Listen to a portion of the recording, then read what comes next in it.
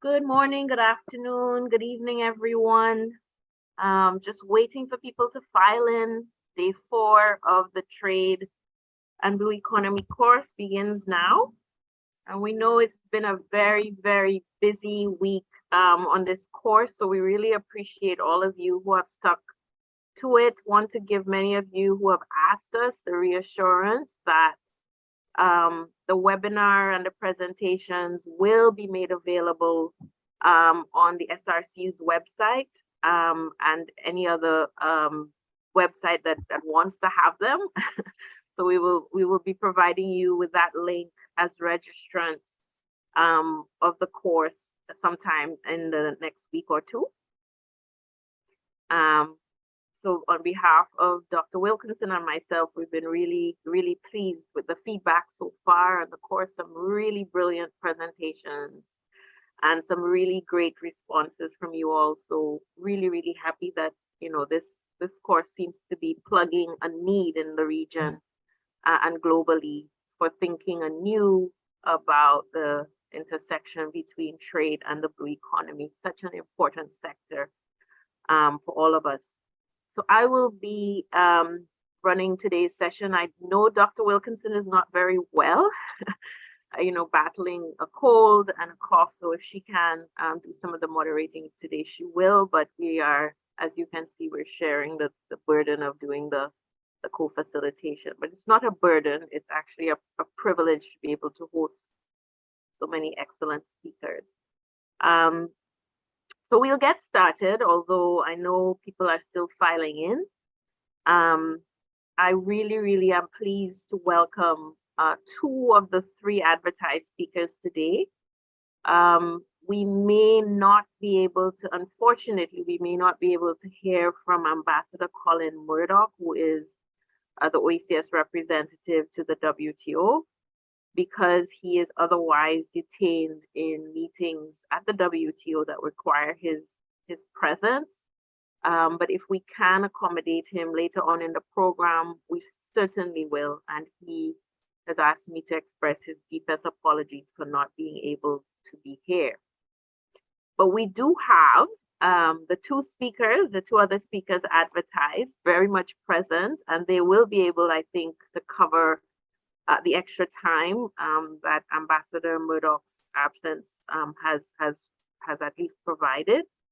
And without further ado, I'm going to introduce the first speaker on the program after Ambassador Murdoch, Mr. Sajal Mathur. And let me just pull up his bio. These very lengthy bios of our speakers. I can't do them complete justice, but Sajal has over 2 decades of experience working at the WTO. He's currently counselor in the Trade and Environment Division, which services the WTO Committee on Technical Barriers to Trade and the Committee on Trade and the Environment. Since 2015, he has focused on issues such as sustainable fisheries trade. He has contributed to the WTO's wonderful environment database and the MEA matrix. Sajal has extensive experience in trade and sustainable development, having previously worked in the WTO's development division, as well as the technical cooperation and training division. He's also worked in the accessions division, working on WTO membership of several countries, least developed, developing, and transition economies.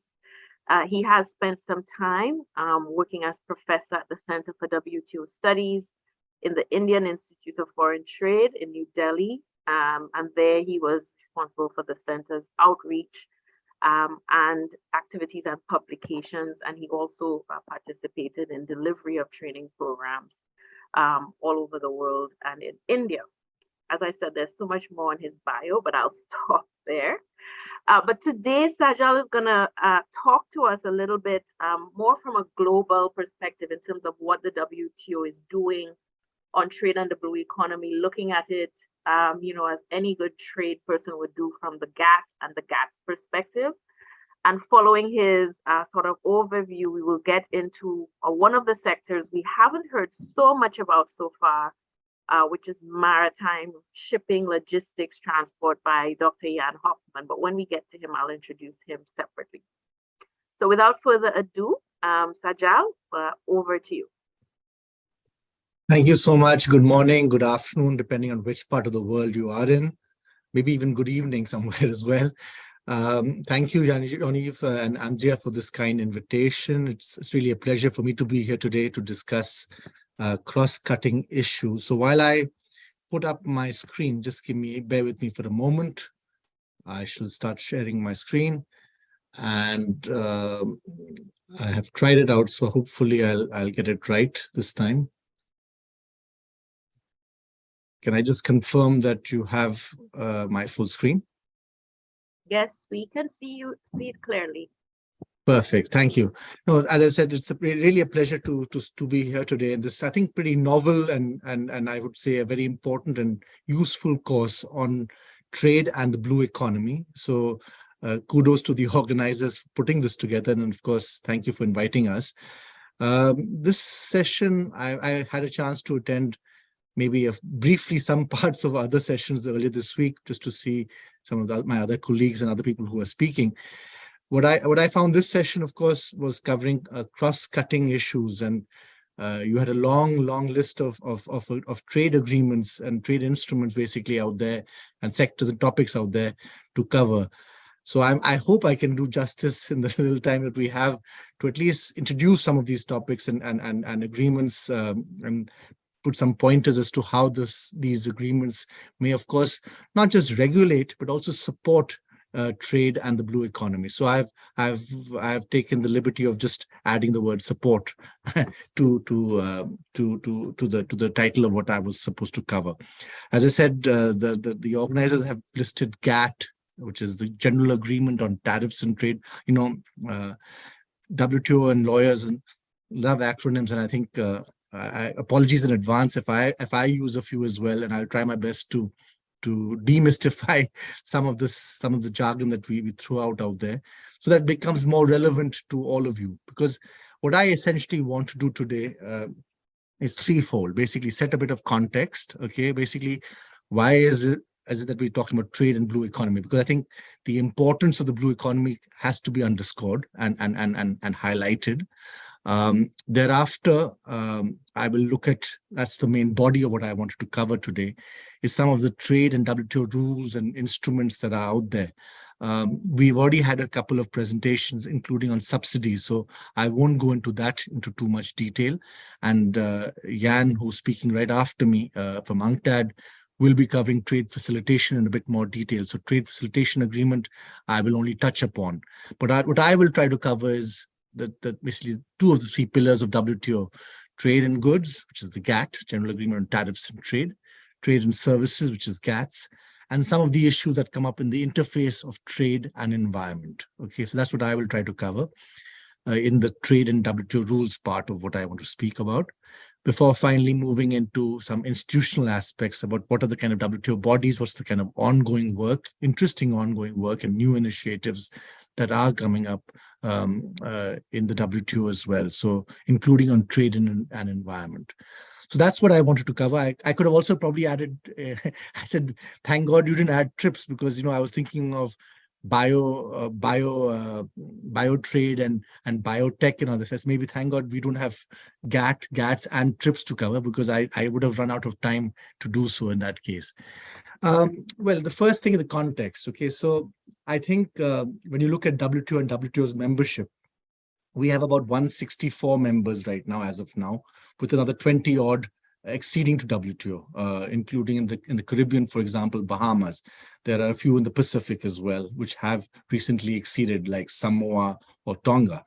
So we have a pretty about 180 odd members, which are either members or which are in the process of joining the WTO. Okay, and I would say that in the member set, we have, of course, different coalitions and groupings. I mean, Ambassador Murdoch, who's not with us right now because he's covering the General Council, he represents the OECS, the Organization of Eastern Caribbean States, right?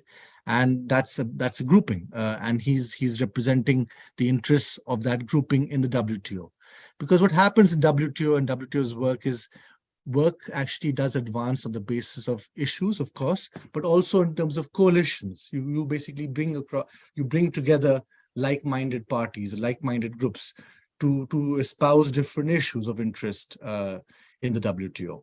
So no surprises. I would say that blue economy, like the concept of green economy, I would say probably it is the green economy of the oceans in a way.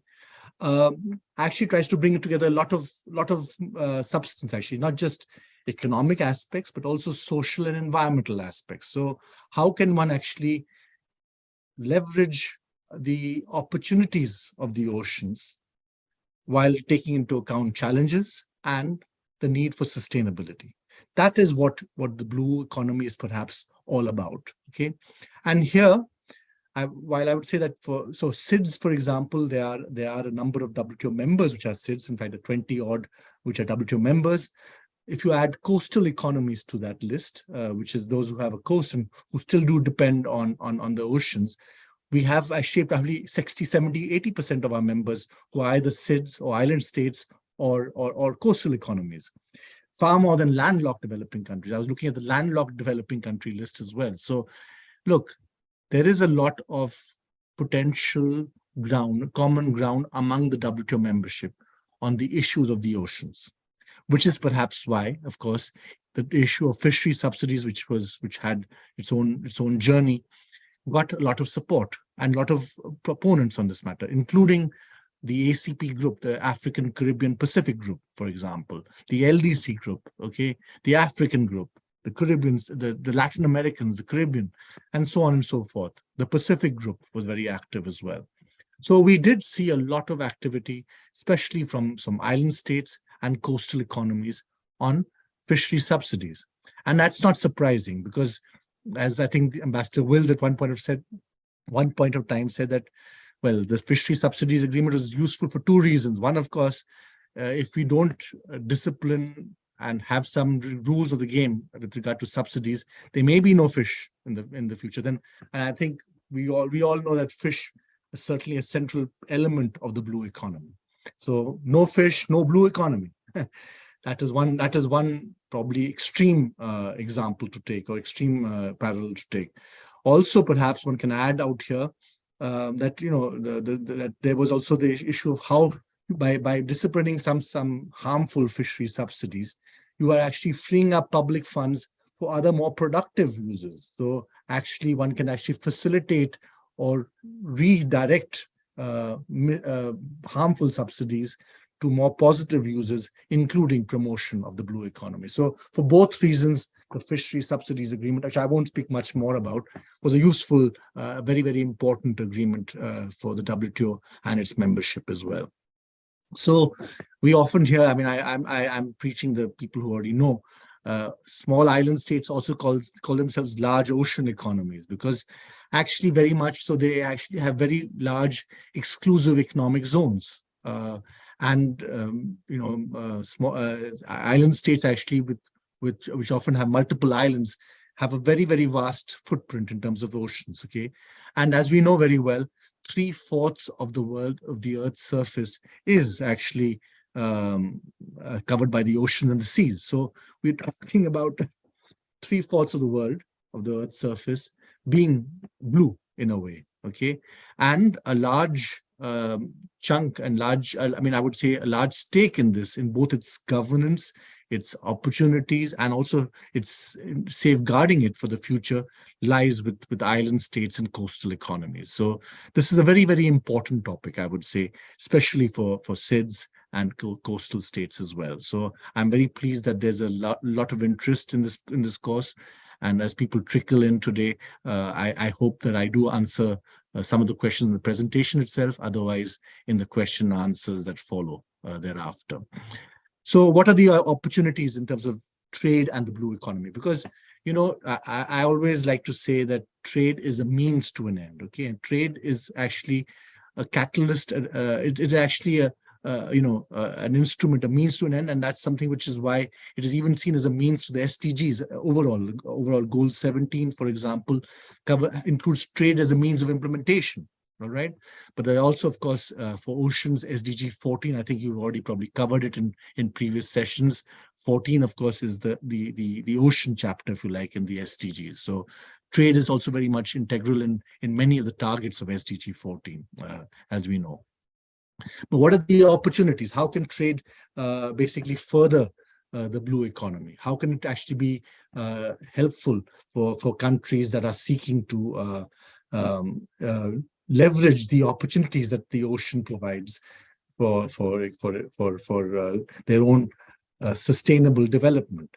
And here, of course, there are many sectors, I mean, which are both, of course, well understood and well known. Fisheries is not something which is a new sector. I mean, from time immemorial, it's one of the most, it's a very old activity in terms of human activities.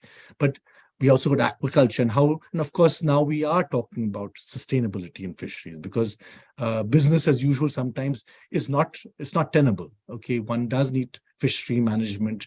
Sustainable fisheries is an important element to it as well. Maritime transport, Jan Hoffman will be speaking further to. I'll just briefly mention what's happening in the GATS context. Tourism as well, I'll talk about. Again, a very, very important sector in the context of the blue economy. In some countries, including in the beautiful Caribbean, it may account for even 30, 40, 50% of GDP or the blue economy in some countries. So tourism is something which is, of course, integral to it. So services and goods. Now we have a lot of new stuff as well: biotrade, biotech, bioprospecting in a way as well. Energy finds. One has heard about every from Guyana to Mauritius. I think Yuvan was talking about Mauritius and oil discoveries and oil fields being found there. It throws up, of course, the prospects of energy, and today we are talking about food insecurity, energy insecurity also. So one understands the trade-offs that are there, and where blue economies and why island states and coastal economies are also, of course, looking at the oceans for mineral wealth and mineral resources as well. Port activities, again, another service as well. Maritime transport and port probably is something to do with it. So this is not, of course, an exhaustive list, but this is just to show you where economic activities may, of course, lead to jobs, growth, development, if done sustainably as well. So this is just to put that out there. But all of this, of course, I mean, people have done a lot of estimates also about the size of the blue economy. And some people say 3 billion, 3 trillion, seventh largest economy in the world by GDP, etc., etc. Excuse me. And nothing to be scoffed at and nothing to be looked at. But all of that, in fact, in a way, is also not a given. Okay, there are existential threats which may very much challenge this business as usual model, and it can't be business as usual for us to actually look at the blue economy in a sustainable way. I mean, I would say climate change. First of all, the oceans also are a very important sink. Mangroves and seagrass and whales and others. I mean, I heard about all of this as well, as how these are, of course, very, very important for ecosystem preservation, biodiversity, but also as sinks for climate change and the devastating impact of climate change, sea level rise, hurricane season, typhoons, and so on and so forth, is something which is well known, which may of course upend and take away all that has been so hard worked for. I mean, like, whether it's tourism infrastructure, port infrastructure, with hurricanes and typhoons, a lot of it often may get damaged. So climate change, of course, is a very, very important element that we do need to look at. And I would just say that trade can also be leveraged to deal with climate change. In fact, that's what I'm working in Trade and Environment Division. So we are working on climate change. There are some bodies in WTO ongoing work on climate change and trade. We have got a World Trade Report. The next one will be released just before COP27 in Sharm el-Sheikh. It is on the concept, the topic of trade and climate change. So we do have some important stuff and work going on climate change. Similarly, pollution. Well, in the Pacific, there's this great ocean garbage patch, which is the size of Mongolia. And I just come back from Mongolia about 2 weeks ago, and that's a big country. Huh? So we're talking about pollution and marine litter. actually of a scale which is almost unthinkable, I would say, in terms of how did this happen, and that's why pollution and marine pollution included are something which may also, of course, have a devastating impact or a bad impact on tourism or on activities, on fisheries, and cannot be ignored. And we have, again, trade can be part of the solution, and I will talk about it. For example, there's an informal dialogue on plastics that has been doing some good work out there. Then we have, of course, the issue of fishing and overfishing. Fishery subsidies agreement, of course, was looking at issues like IUU fishing, overfish stock, and there's, of course, fishing in the high seas and so on so forth, with some more ongoing work in second wave on overfishing and overcapacity. So these are all issues that may threaten the gains that can be, or the opportunities that can be realized from the blue economy. So both trade needs to be mindful of the opportunities, trade needs to be mindful of the challenges, and provide solutions where possible to some of these challenges. That's the context that I wanted to put my presentation. I have gone a bit longer than I thought I would on this. I've taken my watch out so I can be a bit more careful about it now. Now, moving on to the rules, and I'll just move on there. I wanted to basically start with two things, basically. One, to say that while I'm talking about goods, services, and other disciplines, in goods itself, there are lots of different types of instruments, okay? And WTO rules, and it shows that the diversity of rules, of regulations and instruments that are there are available to basically support and regulate trade and the blue economy. And all of it is, of course, for different reasons. I'll go a bit quickly now. Sorry, I've extended myself on the context. I thought it's important because I thought Ambassador Murdoch will be doing that, so I'm filling in for him in a way by doing this as well.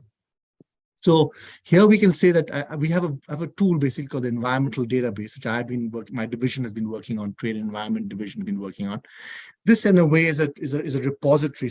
Many of you are students, so if you are looking at what sort of trade instruments are being used that to pursue environmental objectives, this is a useful tool to look at.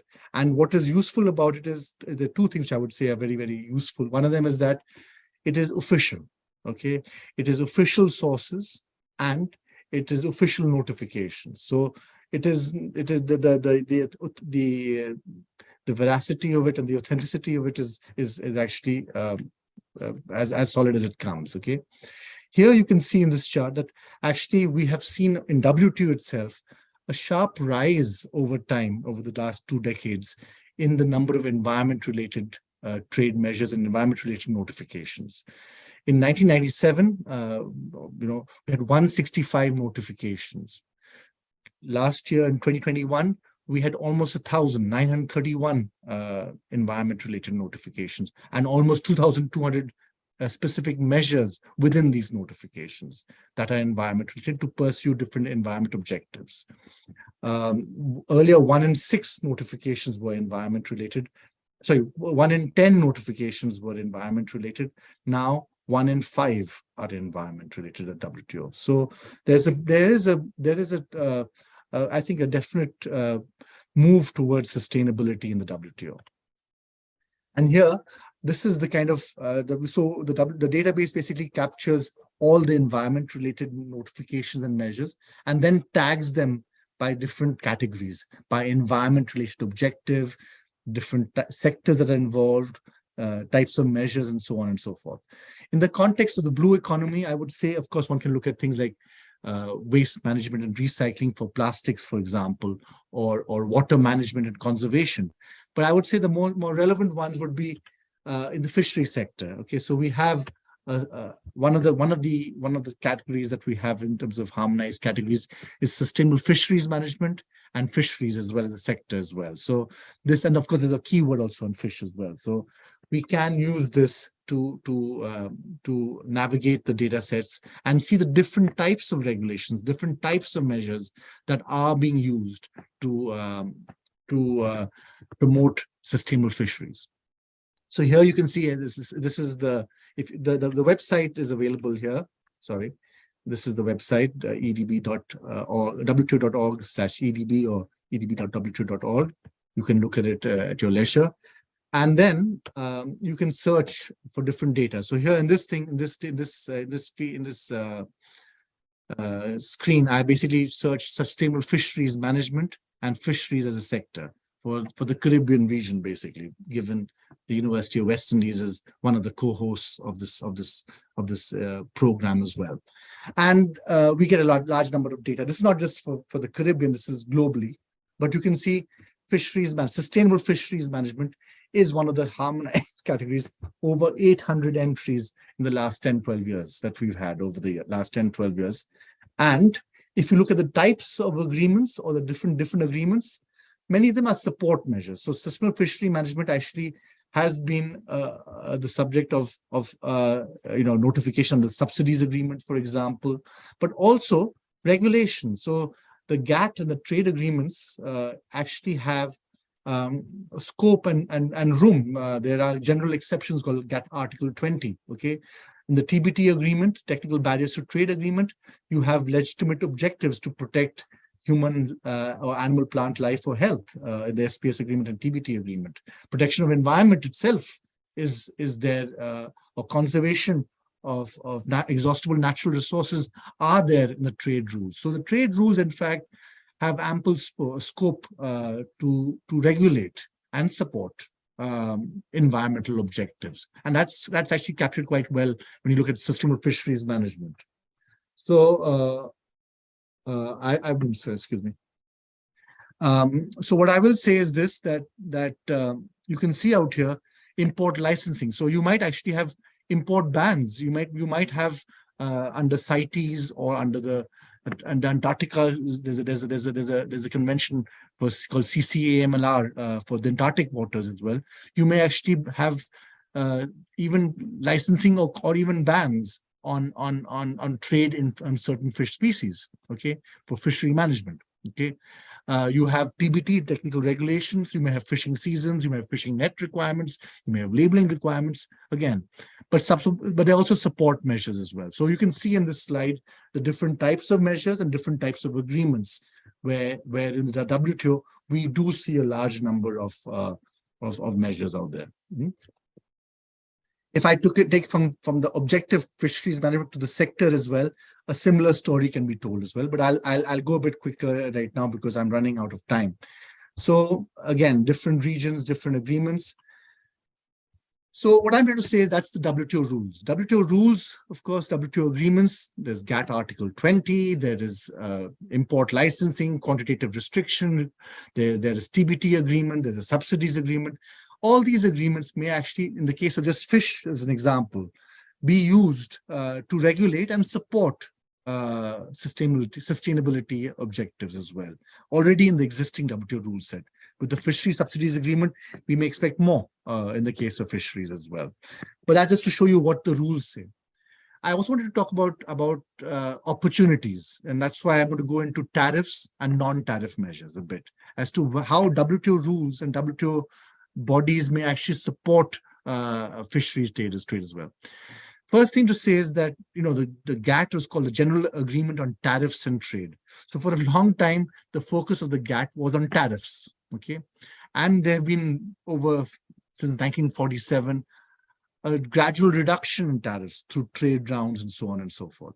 But tariffs are still very, very important. I would say in some countries and some members, particularly so, and in some sectors, even more so. And here, again, I look at fish and fish products to show you the example, to show you the landscape. So here, this is taken from the WTO website. I'll share the link, and my slides will also be made available. But this is just showing you the simple average applied tariff across all products. And the darker the shade of red, or if you're not colorblind, the darker the shade of red, the higher the tariff. So and some countries, of course, are for which there's no data, or they're not yet WTO members, so therefore there may be no data out there. But you can see that there are different hues of red and orange out here, from the darker or darkest to less dark. And I'm talking about MFN tariffs. So let me just quickly explain a bit about tariff bindings, applied tariffs, and all that stuff to show you why it's important in the WTO context. How does WTO regulate fish and fish trade, or blue economy, or other sectors of the blue economy? Quickly, there are two types of tariffs in the WTO jargon mainly, two main types of tariffs. One of them is bound tariff and the other one is applied tariff. Bound tariff is what is the legal requirement. So WTO members, when they join the WTO, they actually bind their tariffs at a particular level, at a ceiling level. So it is possible for sardines or for tuna that the WTO member may bind its tariff at 10% or 5% or 20%, which means that if your bound rate on tuna is 20%, you can have a tariff rate of 0% actually up to 20%, but you cannot have a tariff of 21%. So binding in a way gives predictability and certainty to that sector, that tariff protection will be no more than 20% for this sector. And of course, tuna is a very, very broad category. You may have canned tuna, you may have frozen, you may have fried, you may have packaged, whatever. You can have different fresh, live, and so on and so forth, frozen. So there are different levels of processing, and you may have different tariffs along the way. And that's, of course, something which is then reflected in your schedule of concessions. Tariffs are applied in WTO jargon, and again, something called a most favored nation basis, which means you are not discriminating among members. All your trading partners are entitled to the same tariff treatment, which means that if you, as say Jamaica or Barbados or Guyana or the UK or Switzerland have a binding of 20%, you have a binding of 20% for all 163 other WTO members. That is what most favored nation means, with a few exceptions like regional trade agreements or preferential trade agreements. Different types of tariffs. Ad valorem is the most typical one where it's a percentage, so 10%. Or you may have more complex ones which are mixed or specific, like $10 per kilogram of salmon, for example, is a specific duty. And of course, compound or mixed duties are also available. Why am I saying this? In the fish context, fisheries is a sector, fish and fish products, which we are analyzing in WTO as well. Okay, and you can see out here there is the harmonized system, which is a system of coding. So when you're looking at as a trader or a government or a tariff negotiator, you are looking at how much trade is there and what's the tariff on that trade on a particular product or a particular good. So this is in a way the passport of the good. You can say you can identify a good by its harmonized code, HS code basically. And there are different chapters, 99 chapters, and a different number at a different level of disaggregation. A lot of information out there. Fish is mainly chapter 3 of the harmonized system, but there are some others in chapter 5 and so on and so forth. So this, why am I showing you all this? Because this is now showing you an actual member's schedule of concessions. Okay. And looking at chapter 3, the fish, just look at fish as well. So you can see that, in this is not, I've just put a member X out there. Member X actually has different tariffs for fish fry, for ornamental fish, for live fish, and so on and so forth. So depending on its interests or economic interests, and this is important for the blue economy because island states and coastal economies are also looking to move up the value chain, to basically add levels of processing, add more value to their trade basket, to diversify their basket. So not just sell tuna, but maybe canned tuna, for example. These are examples of processing and moving up the chain. And here now, moving from oil products to fish and fish products, you can see actually that there is dark shades of red. Even Europe, for example, is for fish and fish products has a higher level of average tariffs, simple average level of applied tariffs on fish and fish products than oil products. So the tariff for oil products may be 3 or 4 or 5%, but for fish and fish products in the EU, for example, it's about 11%. The tariffs, the simple average applied tariffs as well. And in other countries, it's even more. And again, here you can see, I've shared these links in my slides. You can actually go and see for each member of the WTO and also exceeding governments, what's the average tariff for fish and fish products And in some cases, it is even up to 40%. Okay, so there are high tariffs on fish and fish products, and that, of course, may hamper the expansion of the blue economy. In fact, we have had in the Trade and Environment Committee some discussion about how high tariffs are actually inhibiting sustainable fish trade. Where countries like Maldives, for example, which have no preferences in certain key important markets, are actually seeking a preferential access for sustainably fished fish products as well. So it's an interesting discussion to say, because there are high tariffs. And this is an example of high tariff peaks. In the European market, for example, you do have over 20% tariffs in certain products as well, and bound rates. And that, of course, is significant. Though I might add a caveat out here that often you do have preferential agreements as well, or regional trade agreements. The Cotonou agreements, for example, may not make such high tariffs in certain markets, to be the actual case. The other issue to say out here is tariff escalation. And here you can see that there is the issue of, if you can look at fish, or even any other, you can say raw fish or whatever, fresh fish, frozen fish, and canned fish. Often you may have higher tariffs as you move up the chain, and that, of course, may inhibit the opportunities to be realized from the blue economy and trade in fish products. Quickly, I'm running way out of time, and I was supposed to finish 5 minutes before. So let me, with due intelligence, I'll wrap up in about 5 minutes if it's okay with the organizers. We do have one speaker less, so I've gone 10, 12 minutes more.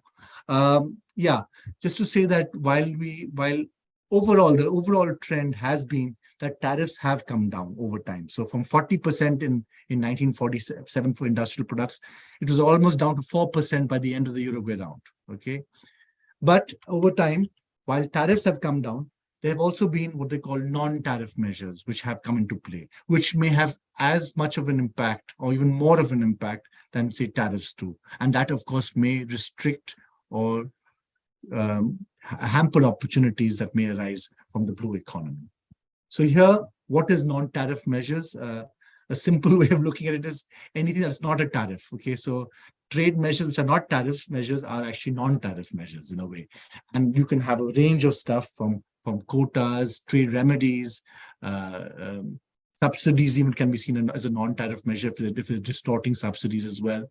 And a large part of non-tariff measures, these that are notified in WTO, are what they call sanitary and phytosanitary, SPS measures, or technical regulations and conformity assessment procedures, TBT measures that my division has been working on. Just to give you two quick examples of I think the idea of this course was to also give case studies, and I picked up two quick ones, one from TBT, one from SPS. The one on TBT is the one on sardines, which I thought was very interesting, where there was actually a requirement it was a case filed by Peru about EU measure, where it was only possible that the Peruvian sardines were of a different type, the biological and botanical name, and even the shape and size of the Peruvian sardines were different from the sardines available in the Mediterranean. And the case involved that the EU actually said that the Peruvian sardines were not sardines, and the European ones were. The Peruvians did refer to international work, in the work of Codex, to actually argue that no, there are more than one botanical variants of sardines, and Peruvian sardines were also sardines, and they won this case. But this to show that overnight the Peruvian sardines were blocked out of the European market for sardines because of a technical regulation, and therefore, of course, the WTO's rules and its rule book and of course its mechanisms are available to find recourse and ensure that there is certain certainty to blue economy opportunities. And this was a good example of that. Another one is shrimp. I've looked at this is an SPS one, where there was the Japanese measure for antioxidants used in shrimp as a preservative for feed used for shrimp, and they put a requirement of a very, very strict requirement, which went far beyond what was used in fish even, okay? And overnight, the Indian market, Indian shrimp exporters to Japan found that they were not able to enter this market. So again, another non-tariff measure having an immediate impact on trade. There was a specific trade concern and work done in the committee to resolve this matter. And you can see, of course, I'm just showing you again, this was actually found its way in the press, etc. But overnight, basically, there's a new requirement which was 0.01 ppm, and finally they agreed. The parties to this discussion, Japan and India in this case, agreed to a ppm requirement of 0.2, and they resolved it. They resolved this issue, which was because there was no international work on this. It was far more than other requirements in fish and fish products. So there was ground to resolve it, and this matter was resolved. But you can see that these kind of things may have big impacts on fisher folk, on exports and trade, and overnight as well. So there are mechanisms, of course, to resolve such issues. Moving from goods to services, I have now got last 2 minutes. I'll wrap up very quickly now. This slide essentially. Yes, really 2 minutes, Sajal. All right, Yani. Sorry about this. I'll stop right after this. That's okay. Perfect. Okay, so quickly, this was just to show you a snapshot that tourism services is, of course, up to 40-50% of the GDP or even the value added that the blue economy has in certain economies. And you'll find that, interestingly, of the 164 WTO members, the most committed sector, I mean, members have in their like we have a good schedule, we have a services schedule as well. The most committed sector actually in GATS is tourism services, tourism and transport services. 132 out of 164 members have made at least some commitment on one or more subsectors in tourism. 55 members have done so in maritime transport. I'll leave Jan to explain that in more detail. But it's just to show you that, yeah, this is a heavily committed sector. And that's quite important because it opens up opportunities for trade and the blue economy. This is just showing you the different subsectors. So there are about 12 service sectors in the GATS, and about 160 odd subsectors. But you can see in tourism, you have hotels and restaurants, you have travel agencies, you have tourist guide services and other. In maritime transport, you have a lot more. Maritime transport services, passenger transportation, freight transportation, rental of vessels, maintenance and repair of vessels. You see, these are all opportunities also in the blue economy that can be harnessed by coastal economies, SIDS, and other interested parties. Final slide, you'll be happy to hear, Yaniv. I'll wrap up after this. Just to say that there are institutional arrangements in the WTO, okay? You can see the blue stuff out here are links to the pages of it as well. If I run out of time, which I can see I have already, and thanks for the indulgence out there, there is one standing body in the WTO called the Committee on Trade and Environment, okay? That is the committee. In fact, they're meeting in a couple of weeks' time as well, in middle of October. It meets about 3 times a year. They also have a lot of side activities as well along with it. Essentially, it's a body which has a standing WTO body open to all its members and observers. And it essentially covers, has a work program of 10 things, looking at the interface of trade and environmental issues. So, in fact, fishery subsidies, in fact, before it became a negotiation, was discussed in the CT before it was taken up in the Doha negotiations. And there are other examples, blue economy, IUU fishing, and so on and so forth, do come up in the CT. The minutes and another record of the CT, and I can take more questions if there's interest, is there. Two new initiatives. One of them is on plastic pollution. I think I mentioned right at the very beginning. This was started in November of 2020. 70 odd members already are participating in this. This is in addition to complements other processes and other, including the legally binding plastics treaty, which is being negotiated under the UNEA, the UN Environmental Assembly as well. So these are all correlated. There's work on transparency and how trade can support environmentally sustainable plastic and reduce plastic pollution.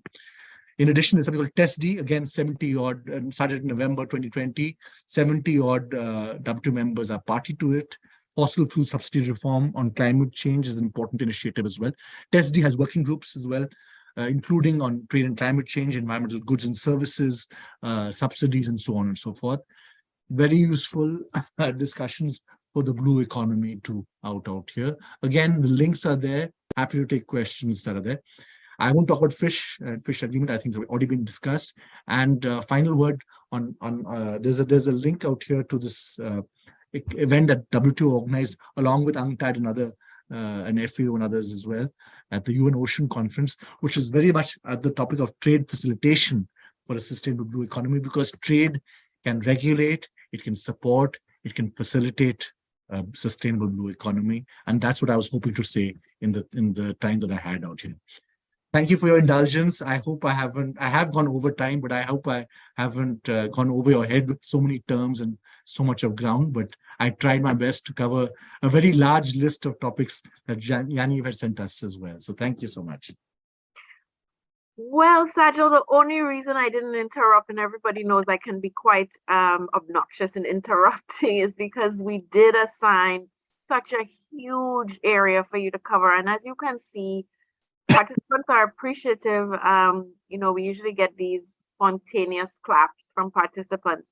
I think you managed to cover the entire, if not the entire, very much close to the entire gamut of rules that touch on the blue economy in a way that I don't think we've seen yet from other. I think everybody just took a bit of it. And I think what you were able to do is to kind of bring us back to first principles, like thinking anew about the blue economy and where and which agreements touch on it. So it was excellent and appreciated. And all I would ask you to do is to share these wonderful slides in the group chat so that students who were not able to hear it from the beginning or couldn't grasp everything because it was so comprehensive will be able to chew on it after this webinar. So thank you so much. Can I just request either Andrea and you have emailed it across to you? I'm a little bit technologically slow, so you're welcome to share that PDF version that I've shared with you this morning with the group. I think hopefully I've already shared it at the side there, so hopefully. Yeah. Andrea is the person sharing all the slides and putting in relevant links to participants in the chat. So guys, we don't want to distract, but we're trying as we go to share as much information that is that we are collecting, so that you can also follow. I think Andrea shared the database. I think she shared some references to SDGs, etc. So, as the presentations are going, we're sharing as much as we can. So I think we're actually right on time if we give equal amount of time to both speakers, unless there's a question that students want to pose at this point that's urgent. Let me introduce our next speaker, and hopefully we'll have some time at the end to address any questions. So Jan is going to speak about really specifically the work that he's doing in UNCTAD that's really part of looking at logistics issues and maritime issues. Let me just give a brief bio again, just a little bit of the great accolades and the great amount of work that Jan is doing. Dr. Jan Hoffman joined UNCTAD in 2003, and he became the head of UNCTAD's trade logistics branch in 2016. That branch on trade logistics is responsible for implementing multilateral transport and trade facility capacity building programs, as well as regional and national projects in Africa, Asia, the Pacific, Latin America, and the Caribbean.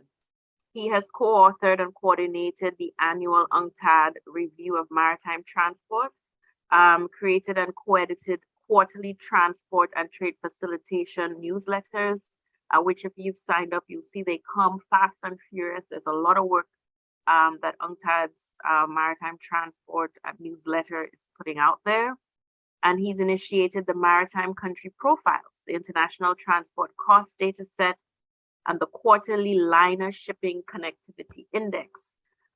Before working at UNCTAD, Jan spent 6 years with UN ICLAC in Santiago, Chile, and 2 years with the IMO, the International Maritime Organization in London and Santiago. Before that, he held part-time positions as an assistant professor, import-export agent, seafarer, translator, and consultant. I could go on, but I think you've been assured that this is somebody who can speak authoritatively on this topic. Jan has also offered, if there is time, not just to speak about the maritime logistics component of the blue economy, but also some new groundbreaking work that he is heading up in UNCTAD on decarbonization of the maritime sector, which brings us really in line with current discussions happening on climate change. How do we transition some of these sectors that are responsible for some of the biggest amounts of greenhouse gas emissions? How do we think about decarbonizing them? So that's really groundbreaking work. And Jan, I really hope you can get to that presentation as well. So without further ado, I think we have up to about 10:35, 10:40. So over to you, just making sure we have enough time for some Q&A from the participants. So over to you. Good. Yeah, thank you very much. I trust the sound works. We tested it before. And yeah, you mentioned that I also used to work for ECLAG. I was based in Santiago, but from there I did also cover the Caribbean and have some very good memories. And I think with the work, with the IMO before, with UNCTAD afterwards, very important partners also. I even think recognize some names and the countries here from OECS and CARICOM. So happy to contribute here. Let me then start with my sharing screen and go to my PowerPoint. That should be, there we still have these chats, but I should now be able to do the, so can somebody just say something like yes, okay, or so you can see everything, I hope. We can see. Perfect. So there we have the cover slide. And yeah, I want to speak about maritime above all in a broad sense. One could argue that maritime transport is part of the blue economy, or one could also argue that the blue economy or parts of it are part of the maritime. So what you see here is some concept that I developed actually, what is it now, 25 years ago. And you might think it looks a bit similar to the PPP, you know, profit, people, planet of the sustainability, the three, how to be sustainable. It's not quite the same. And I find this quite helpful when we think, okay, I am now a policymaker in a country. I'm Ministry of Transport, Shipping, Port Authority, Maritime Authority. What are the objectives of my maritime policies? So one could say one objective is I want to promote trade. And for this, all I need is trade efficiency. I need trade facilitation, shipping connectivity, reduce trade costs. Here, say you want to export services, GUTS or GUT. So you want to export services, or you want to export souvenirs or haircuts or restaurant or something to visitors who come for tourism, but actually you need very often to import goods first. So there are many good reasons why you want to have good access. You want to participate in some globalized production. You want to export goods, commodities. So, and for these, you just need efficient ports, efficient customs, efficient maritime transport, especially for SIDS, of course. And you don't really care about whether this is done by a national provider or foreign provider. You may not necessarily care about the environmental externalities. You just want trade efficiency. But you may also want to create jobs in the maritime business. You want to create jobs in your own port, jobs for port workers, for shipping agents. Antigua and Barbuda has the registry. So you create jobs in the registry for ships that fly the flag of Antigua and Barbuda. So this is another angle, and it may not necessarily be for your own trade. Like most ships that fly the flag of Antigua and Barbuda, or ships where you have crew, seafarers from the Caribbean, they are not necessarily working on shipping Caribbean trade. So this is actually a separate thing. And sometimes that's it. Just this as an example, you may have trade-offs. You may not always achieve both. Like, do I privatize operations or not? Do I give my port to a foreign company or not? No, of course there are considerations of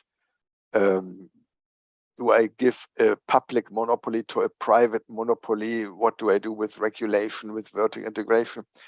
But it is a trade-off. So the number one, trade efficiency, may be more in favor, more inclined towards privatization. Number two may say, oh, but I want to keep my own national service providers. Cabotage services. Cabotage is domestic shipping. You may say, no. If I transport something between or along my coast, especially long coasts, it's not so much for a small island, but maybe between islands, you say, no, this one has to be my own company, but you could also liberalize. So these are decisions to be made. And the third objective is then reduce externalities, to reduce emissions, to reduce pollution, greenhouse gas emissions, and so on. And there again, you can all very well imagine examples where there may be a trade-off. Ideally, of course, if you look at my little picture, we achieve to be in the middle, ABC. You find some measure that achieves all three objectives by, I don't know, training your own port authority or providing investment in waste reception facilities that make your port more attractive for foreign providers. It may generate jobs and it reduces pollution. But as I said, there may also be other examples. So if I take this as my agenda for some data that I want to share with you, let me start with maritime business. Oh, Jan-Yves mentioned we produced the annual review of maritime transport. That is the UN flagship publication, Maritime Transport, which shows who is active in which business. And here, let me start with a true story, a real life example. Hoffmann Shipping. Yes. So that's many years ago. My father, who passed away in the meantime, but the owner was Captain Hoffmann from Germany. The flag we used was Antigua and Barbuda. The freight agent that got us the cargo was in Amsterdam. Our seafarers, the crew, was from Poland. The crewing agent in Cyprus. We would move transport cargo, for example, from Turkey to Canada, get fuel in Spain, have our ship insured in the United Kingdom, and have it repaired in a shipyard in Portugal. So if I were in the room with you now, if I could see you, I would make this interactive and ask you, how many countries are there? I ask a question later on, but I don't know, that's how many countries? Think of it, somebody says it, I will get the microphone ready. I will have to ask you a question. It's 11 countries because Captain's favorite drink was from Ireland. So this is for me the best example to introduce globalized maritime business. So shipping is produced along this shipping supply chain where ships are built, owned, registered in different countries. Now I will ask the question. Somebody has to unmute and say, what are the biggest ship building countries? And I will not continue until somebody says something in the microphone. Which are the biggest? I have to allow them to speak. Hold on. Okay. Are they muted? Otherwise, this is. They have their hands up. Let me allow Rodney to speak. Hold on. Thank Rodney. you. Thank you. Rodney, who are the biggest ship building countries? Second, let me just get him. Rodney, where are you? Where are you? Can you put your hand up again? Oh boy, 1 second. In fact, I did not want to complicate the thing. I won't do this too often, but I thought. I can see okay, I'm gonna allow Jonas to talk because that's the first one I can see. Go ahead, Jonas. South Korea. Jonas, yes, South Korea is among those. Very good. Any other offers? Netherlands. Japan. I let all those their not hands Netherlands. Yeah. Matthew? Japan as well. Japan as well. Finland. Yeah. Finland.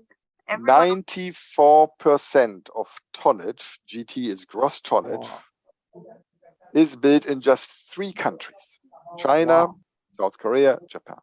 So that is an example of specialization, concentration of businesses. And this is from our upcoming review of maritime transport. So Jan-Yves promised me there are no journalists in the room. It's really the very latest data, latest shipbuilding capacity. If there are, they are prevented from putting any of that out. I don't think so. I don't think we have any.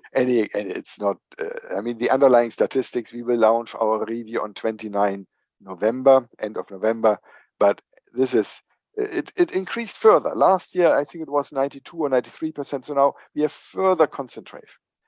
Let me try 1 or 2 more. I think I think Olalekan has his hand up. Do you want to? Yeah, but then Olalekan, he will say, who are the biggest ship owning countries? Okay, let me. Olalekan, let me just. You want to dare who are the biggest ship owning countries? German. Used to be among the top 5, but not anymore. Wow. Anyone else?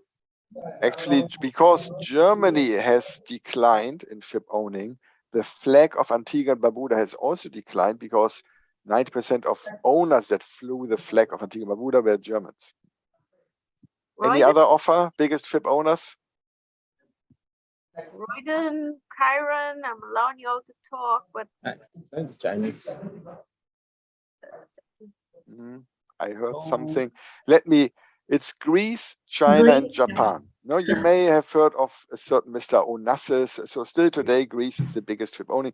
Here you have 41% of the dead weight tonnage, the cargo carrying capacity. Okay, let me one more, and then I will continue not to make it too complicated for the moderator. The registration is the flag the ships fly. So where are the ships? What is the nationality of the ships? Panama. Panama, yes. Jonas? Anybody else? I'm asking you to unmute. Everybody, go ahead, speak. Royden, Royden, go ahead. I was about to say Panama, but Liberia. Liberia, very good, and Marshall Islands. And so again, almost half of the tonnage is 3 countries. And if we had more time, we could spend time discussing it. In fact, a certain number of countries that are registered, that provide the flag in the registry, are SITs, because this is, whether you are big or small, this is one fixed cost, and a lot of the services are outsourced to private companies. In terms of operations, so I will continue now, but I thank you for waking up and now we have to be careful with muting and unmuting, please. Maybe Jan-Yves, you ensure again the muting. Yes, I have. Good. So Switzerland and Denmark, if we take just Maersk and MSC, MSC, Mediterranean Shipping Company, Mediterranean, is based in landlocked Switzerland. It is the biggest biggest shipping company. 1/3 of ships are operated. That's another interesting thing. Many ships, especially in containers, the owner may be Greek or German or Japanese, but the operator that puts its name on the side says COSCO or Maersk or MSC or CMA CGM, and they lease them from the owners. That's about half of the ships where you see Maersk on the side or MSC. They are not owned by the company. And where do the ships go when they die? Let's move on. Yeah, to have a bit more time maybe for discussion. Where do they go when they die? They go to the beach. They go to India, Bangladesh, and Pakistan. 90% of ship scrapping is in these 3 countries. Then we have financial other services. This is still somewhat located in the classical shipping nations, United Kingdom, Sweden, Norway, Singapore increasingly. But also here we have India among the classification societies, Korea, P&I clubs. P&I is protection and indemnity, that's insurance. Seafarers, latest data, Philippines, Russia, Indonesia, China, India, and Ukraine together. Those, 6 countries have half of the seafarers of the world. And then we come to container terminal operation. I forgot to put the number, but it's a growing share there also, that you have international operators that then take out the concession. And what is new here and interesting, I have highlighted here vertical integration. That means a shipping line also operates a port. And this is maybe interesting, maybe, and the two biggest container port operators, the two biggest ones since last year, are APM, which belongs to Maersk, which is a shipping line, and COSCO, which is also a Chinese shipping line. So in the past, you had Dubai ports, Hutchison, PSA, you had special port operating companies that only did port operations. And now more and more you have shipping lines doing their own. And this can be interesting for a strategic partnership. So you get additional services from the shipping line to your island, but you also limit the choices and options. It's a long, interesting story. Happy to discuss afterwards bilaterally or exchange. So that was number one of my agenda item, maritime business. Number two, promotion of trade. The TFA, of course, no, and Jal had mentioned, I have not prepared too much here about the legal framework. I thought it was a bit outside blue economy, but the issue of facilitating trade and making trade easier has actually had a lot of promotion push over the last 2 years. Now, if I ask you in your country or your company, who is leading the information technology reforms? The CEO, the chief technical officer? Well, we found COVID-19. So we have seen a lot of additional demands for our programs. I know in many OECS countries you have ASICUDA, no, customs automation. We have trade information portals. We have other trade facilitation tools, single windows, smart port projects, maritime improved connectivity, specific solutions, pre-arrival processing, electronic signatures, and so on and so forth. A lot of this has received push over the last year, and I appreciate the heart is probably for ASICUDA, maybe for me, who knows. Thank you for the heart. So when COVID started, we were quite proud that we got a 10-point action plan out, which we found still today quite valid. So we started from the ship, reaching the port, leaving the port, going through transit. And a lot of these solutions that we highlighted were digital solutions, including many articles in the WTO trade facilitation agreement. I mean, if there's interest, we could have a whole 1, 2, 3 hour session about the WTO TFA, but I really wanted to focus here on the shipping part and highlight some key messages. So one key message I want to highlight here is a wrong picture. And Sajal, you are from the WTO. I have seen WTO colleagues using the picture on the left or something like this, a balance. They say you have to strike a balance between either facilitating trade or protecting my population, achieving the objectives of controlling whatever. No, wrong picture. Wrong. I strike it through.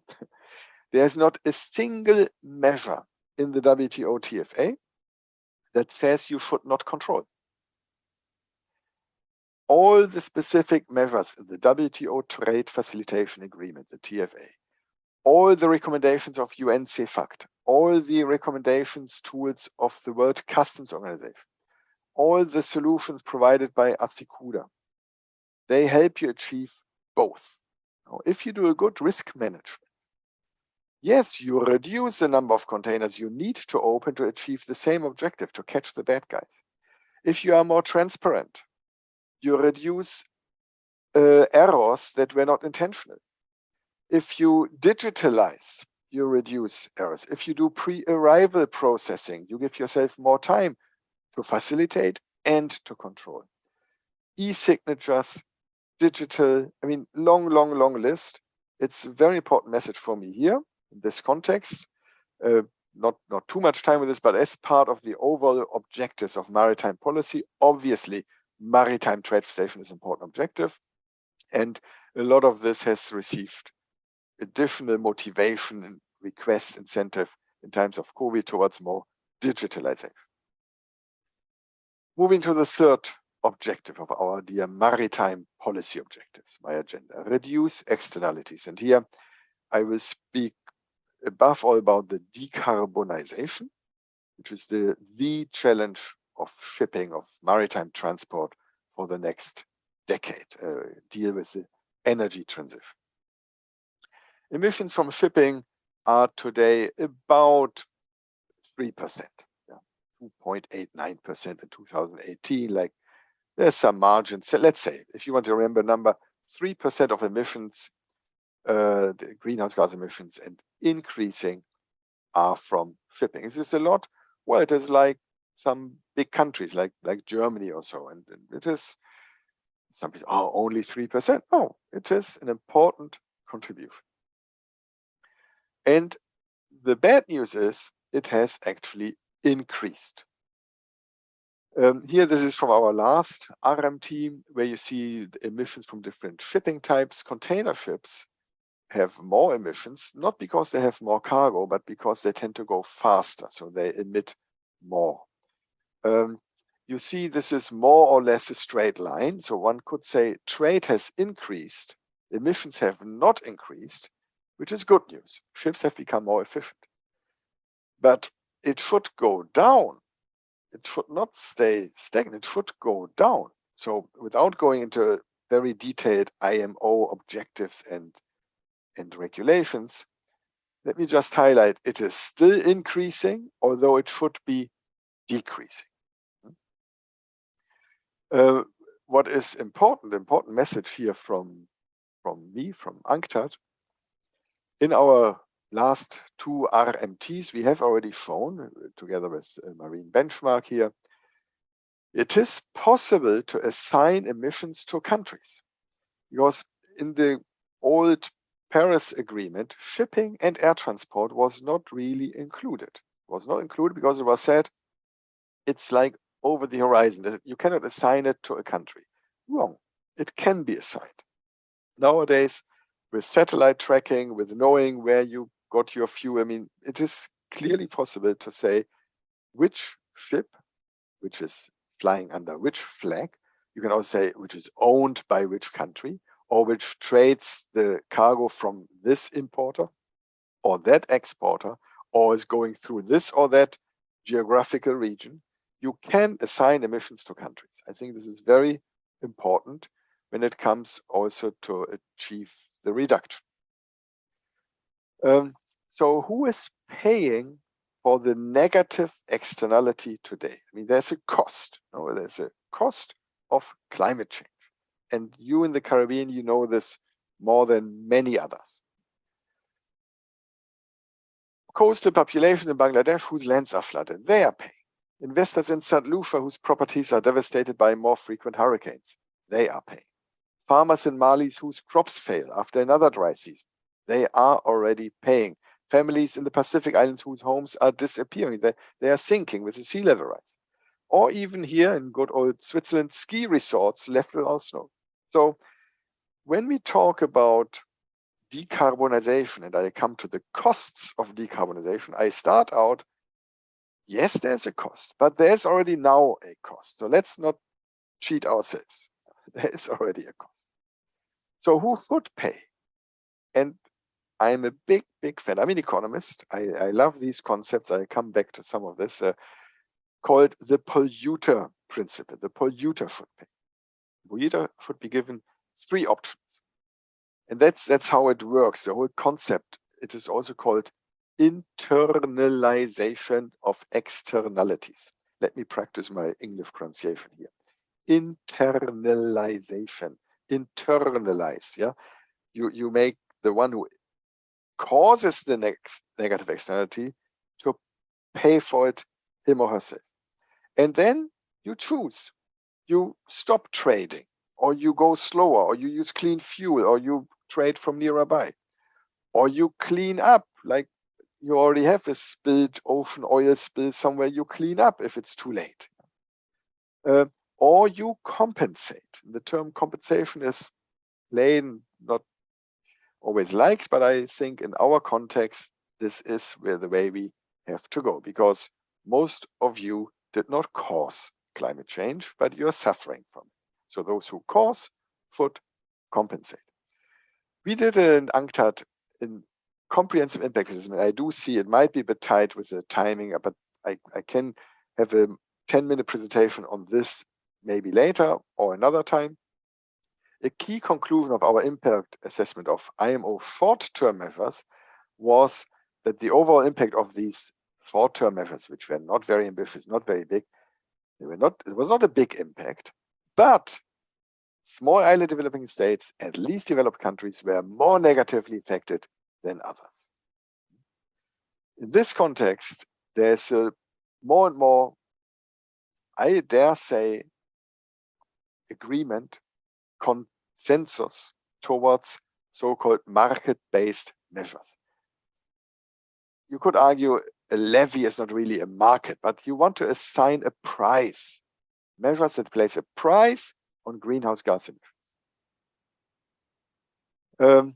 And here I want to share a document of the International Maritime Organization of 1995, which introduces this concept internalization of costs and highlights already in 1995 the beauty of this, which I just explained.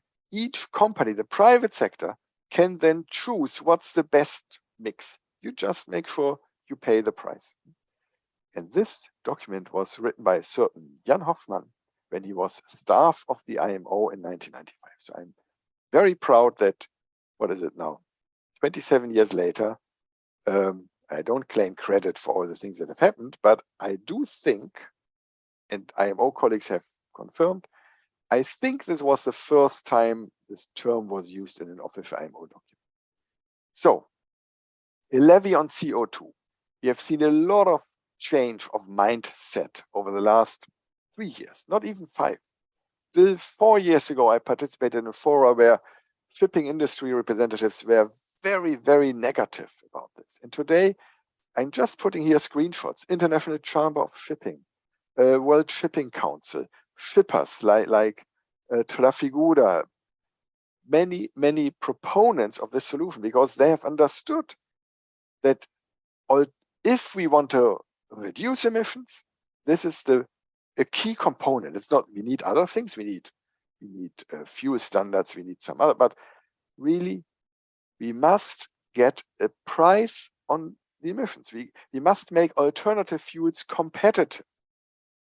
For us in UNCTAD, this was particularly important. The last COP in Glasgow, a group of countries, which are among our favorite countries, small island developing states, small vulnerable economies.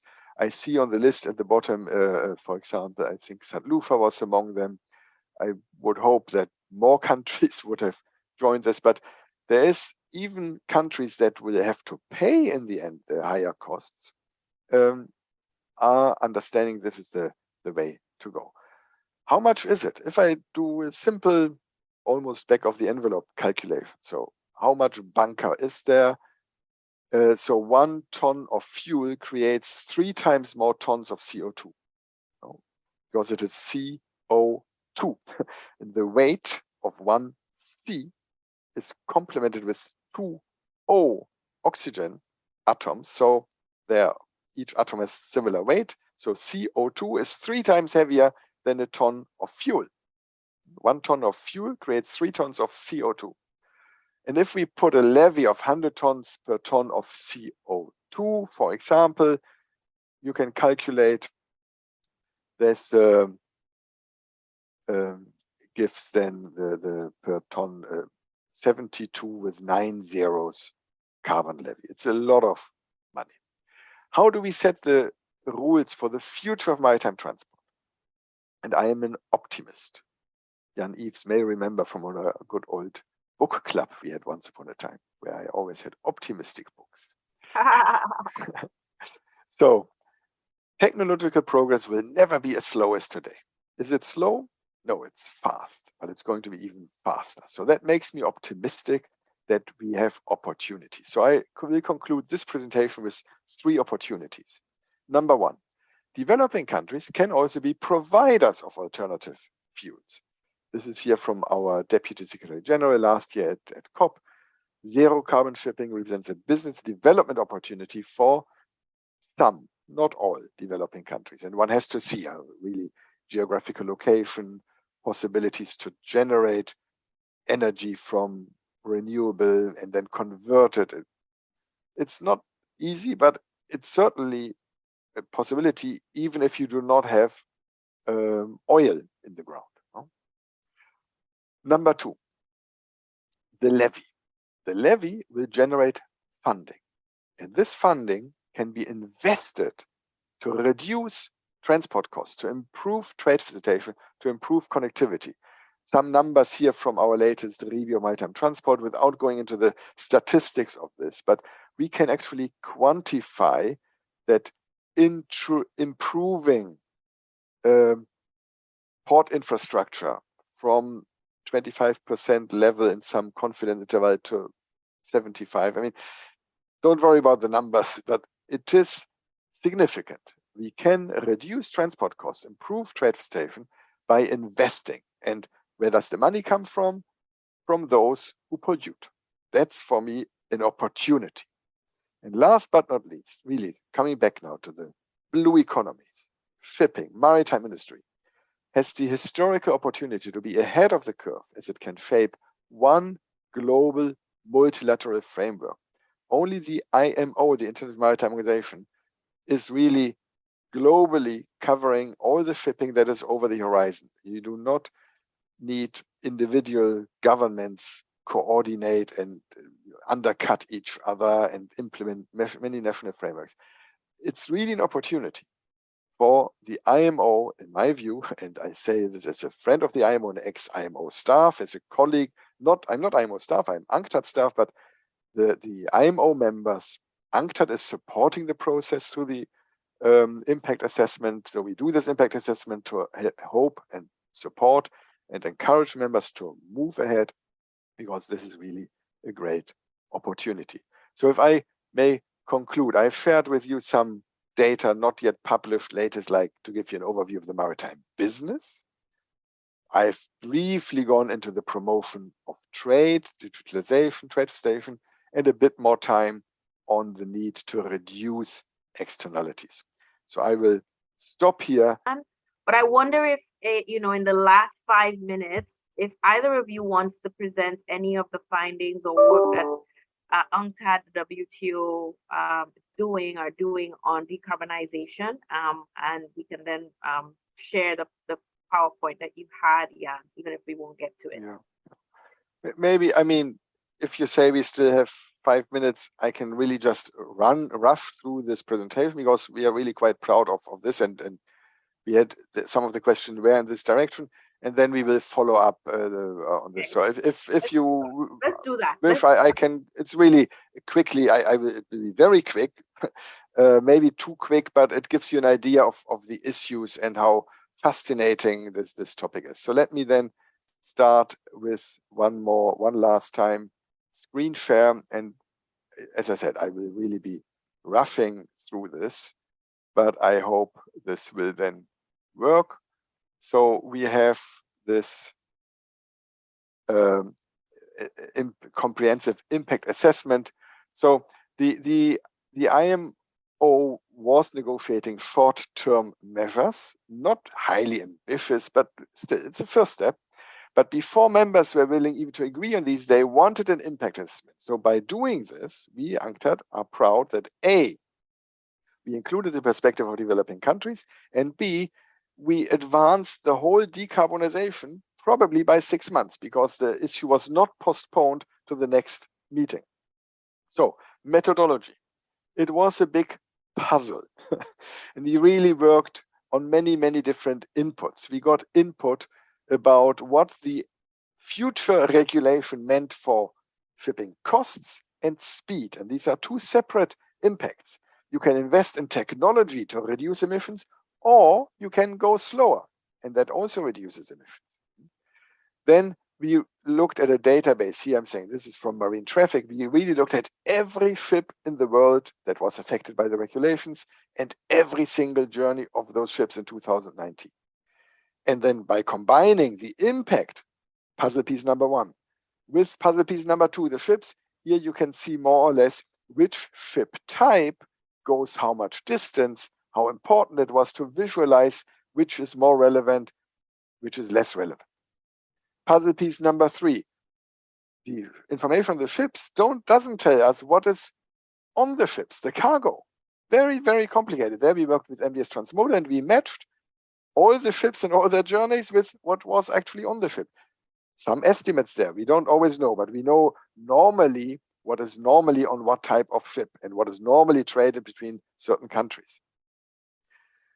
Then we had to convert those shipping costs to trade costs, like ad valorem, in a percent of the value of the good. Sorry, here speaks the economist. This was a lot of, and again, the costs and the speed. If I go slower, I have higher inventory holding costs. Really, it was huge. We tried to combine all this to make it a dollar value, because otherwise you cannot put in a trade model. Then we have to do one more thing. We had to see which of all this is maritime, because if it's not maritime, all this is not relevant. And then we came to a trade model with a lot of Greek letters. We worked with Ben Shepard from Developing Trade Consultants. Some people in Geneva know him as well. And out come some annexes. Out came results. For every country, we had like results of impact on the logistics costs. Let me skip this one. Well, it just shows how small the impact is compared to the volatility. So if you compare the blue line with the green line, it is almost nothing. The blue line is the real change of container ship freight rates over the last years at that time. And I superpose, like I add 1.5% now to this. It's almost nothing. But it's not nothing. It is almost nothing, but it's not nothing. So you can still say higher logistics costs lead to lower trade. And by order of magnitude, it's like 1 digit less. Say 2% increase in logistics costs lead to a 0.2% reduction in trade. And this leads to a 0.02% reduction in GDP.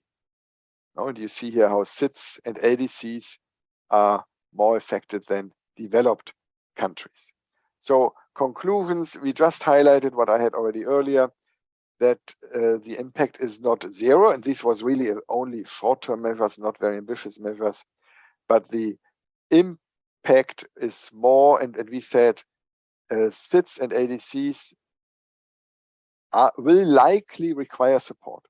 And on this sentence, we spent hours negotiating with WTO members because some members said, we, UNCTAD, are making a policy recommendations. And I insisted, no, this is not a policy recommendation, it's a fact. And the sentence stayed. So that was very quickly through this. The whole report, all this, we did it in 2.5 months with a budget of about $180,000. All these consultants, people, partners were working in parallel. We worked day and night to get this done. And with hindsight, so many things could have gone wrong. Afterwards, I was really like, wow, that could have gone totally wrong because this had never been done before. But as you realize, I'm very proud of it. And as I said, I think it helped with the advancement of decarbonization, and it helped getting developing countries' perspective. So that was very quick, but thank you, Jan-Yves, for insisting. I hope it was worth it. I hope I didn't insist too much, but that was great. Again, spontaneous rounds of applause from the audience. Let me thank both of you for what I thought was an excellent set of presentations today, really taking it broad, going narrow, going back broad, and thinking also about the new trends and the new decarbonization sort of imperative from the international community to think more sustainably about how we develop maritime, and then also thinking of it from the perspective of some of our smallest members, including those in the Caribbean. So we'd like to welcome our panelists for the Blue Economy Roundtable. We have a host of panelists here. So I'll tell you what I'll do is I'm going to start with each person first that's going to speak. And then what we'll do is we'll have all four roundtable panelists available for questions at the end. So we're going to start with Professor Claire Fitzsimmons. Claire's a Professor of Marine Ecosystems and Governance in the School of Nature and Environmental Sciences at Newcastle University. Her background is in environmental research with commercial experience gained in defence consultancy sectors. Claire's a spatial socio-ecologist with 20 years experience of developing novel methods for mapping and monitoring marine habitats and species anthropologic uses of the marine environment. She sits on the Northeastern Inshore Fisheries and Conservation Authority, the Board of Natural England, and the UK Joint Nature Conservation Committee. She also, as we at Newcastle University have, but especially Claire, has a long history of working with the University of the West Indies and has previously worked with Patrick, who's one of our other panelists today, from CERMES on an EU-funded project to study the future of reefs and a changing environment, working across the Caribbean for 5 years. So welcome, Claire. Thank you. We're very much looking forward to your presentation today. And we'll give you the floor now. Welcome. Let's go first. Thank you very much, Andrea. I shall attempt to share my screen. Okay, do we have a presentation in front of us? Yes, that looks great. Thank you. Thank you very much. Thank you, Andrea, for the invite, and thank you for having me talk today. I think I'll probably have more questions for this panel than answers, to be honest. What I thought I would do is, I'm based at the University of Newcastle, which is in the UK, sort of on the border between England and Scotland. So rather than tell you things that you've already learned this week about blue economies in small island developing states, I thought I would stick closer to home and talk about the developments that are happening in the UK with specific reference to Scotland, because they very much have a vision and a plan for how they are going to develop their blue economy. I thought I'd start off by reviewing the blue economy vision as first articulated by the UN SIDS. And then I think there have been some really interesting publications in the last few years that really highlight the tensions between kind of the natural capital principles embedded in there and the social equity imperative that is very clear, and look at how those are kind of panning out, I think, as blue economies are developing. And as I said, I'm going to use Scotland to do this because it's one of the closest examples to me, because their vision and outcomes are clearly articulated, but delivery on the ground is gathering sort of pace momentum at the moment. And we're not kind of sure how those delivery outcomes are going to really be achieved. So where are blue economies developing, what activities and for whom? And I'll use a renewable energy example, and I was hoping to discuss that sort of with my colleagues in the panel a little bit. So just to start off, as promised, I presume you've heard some of this already this week.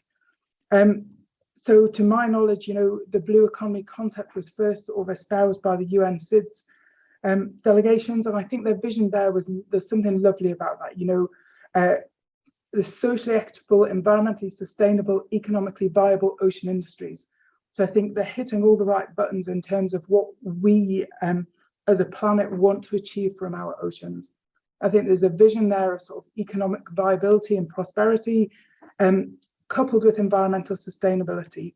But again, fairly subtly and actually beautifully articulated, that needs to be culturally appropriate and focused on, societal equity and well-being of those societies. So I think there's something lovely about that as articulated there. I think now as plans are developing, naturally, sort of those economies are being driven by kind of governmental actors. So it's coming across as fairly top-down delivery in Europe at the moment. Trade associations, large players in civil society, business, and intergovernmental organizations. And I think the kind of work to now has really focused on the resources that are necessary for industrial expansion and to create economic growth. Fair enough. But possibly, and again, I speak for Europe here, equitable outcomes have maybe not been grappled with in such depth. And I think that was where I wanted to get to today, partly to kind of segue into my colleague Sarah, that I know is going to talk a lot about environmental justice. So yeah, I think this kind of top-down implementation, this kind of government vision of planning has led to what is looking in the UK somewhat as business as usual development. So the fact that ocean health, oceans are continuing to be sort of possibly overexploited, and the economy is benefiting maybe to the exclusion still of both environment and society. And I think if we look at that again being compounded by sort of additional stresses from climate change, so both gradual stresses like warming and extreme events, that will disproportionately probably impact vulnerable human populations, as we usually know. There's a real concern at the moment, I think, that the blue economy name is becoming a tool, by which traditional users are more excluded from that system. And actually, as you privilege the big players, and you're talking about international trade here, so it's actually, I think sometimes big players are those that spring to mind. This is raising sort of sustainability and environmental justice concerns, sort of as we're starting to get deeper into these processes. So specifically wanted to highlight a paper that was published in Nature last year that is trying to pull apart this, we're planning a lot of these development according to natural capital metrics, but where is the social equity in there for oceans? So like, yes, you can capture societal elements in natural capital assessments, but it's much harder to do when you're at sea and those are not necessarily spatially explicit and the people are not in the same environment as the exploitation is occurring. Those links are slightly more remote. So I think just to highlight that whenever you're kind of thinking about these activities, there are still tensions that are existing there with sustainable development approaches. And the fact that it isn't just the availability of the resource, which governments naturally focus on as being their primary driver, it's like that actually the social conditions and governance capacity there to exploit that resource, to develop what are effective blue economies, and I mean that effectively sort of societally, ecologically and economically, and to really deliver potential outcomes that countries are envisaging. And I think there's something there really that was highlighted in this paper about, key differences in the ways different regions are going to exploit their resources to achieve blue economies that are more or less successful for different levels in their societies. So I think a lot of limits are highlighted in this paper, specifically themes that I want to bring out today are that the fact that Scotland is a classic case of where actually people are looking to develop overlapping industries, so elements of the blue economy that can exist in the same space, but actually it's being mostly developed following business as usual principles for sort of big players, which is undermining both the environment and society in a lot of areas. So those top-down priorities, I think in Europe are still creating winners and losers in this space. And I think Sarah will talk a bit more about that. So Scotland's great, like it's sort of unfair to pick on Scotland because they've articulated beautifully a really clear vision for a blue economy. There's a vision document available. I put the link in there in case you wanted to look it up. But defining the concept using recognised elements from the sort of UN SIDS articulation of that. So looking at sustainable use of ocean resources for economic growth, improved livelihoods and jobs, so people creeping in there, while preserving the health of that sort of marine and coastal ecosystem. It argues that rather than seeing kind of economic growth and protecting the environment as two compatible goals, that they are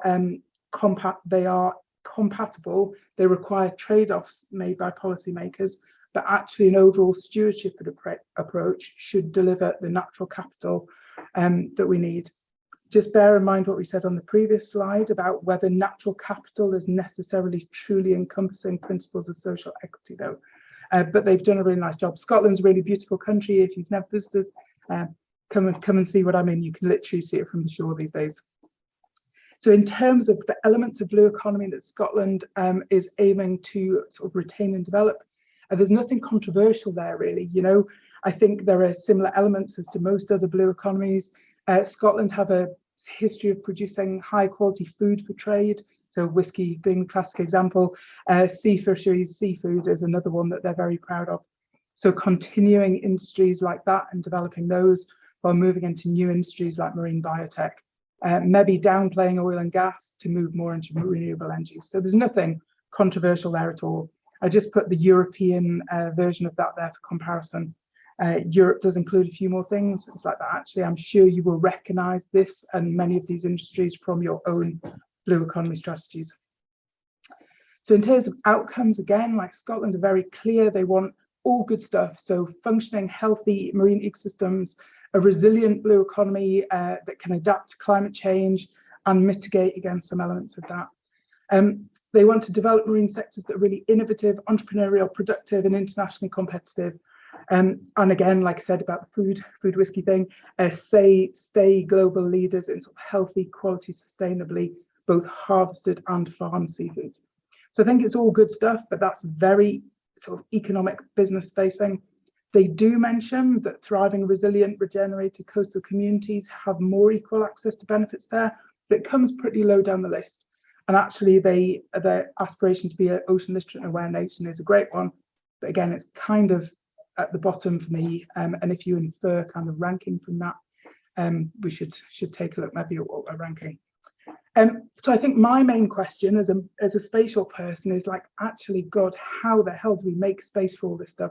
So I stole this from sort of Caribbean Maritime University because it quite nicely articulated to me the difference between established industries and emerging industries. And given that European seas feel very spatially constrained at the moment, highlight the need for, if we are to develop any of these emerging industries, for us to create space from these established industries. And I think that's the kind of main thrust behind what I want to say today. So it's like, actually, if we are creating new blue economies, where are we creating them and who for? Like I say, we live about here. And so we're very much on the sort of periphery of the North Sea, which is looking like a very busy sea at the moment. So much of that area has been now designated for renewable energy that it's taking some of that space out of the system for other industries or other sectors in the blue economy that can be developed and traded.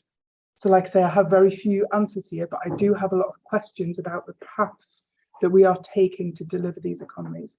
So might actually this rapid expansion of offshore wind lead to sort of transformations in ocean rights, and who has access to sea space? And that for me is a big question. You know, the Industrial Revolution did that for land rights across Europe. So what are the possible future scenarios for our seas?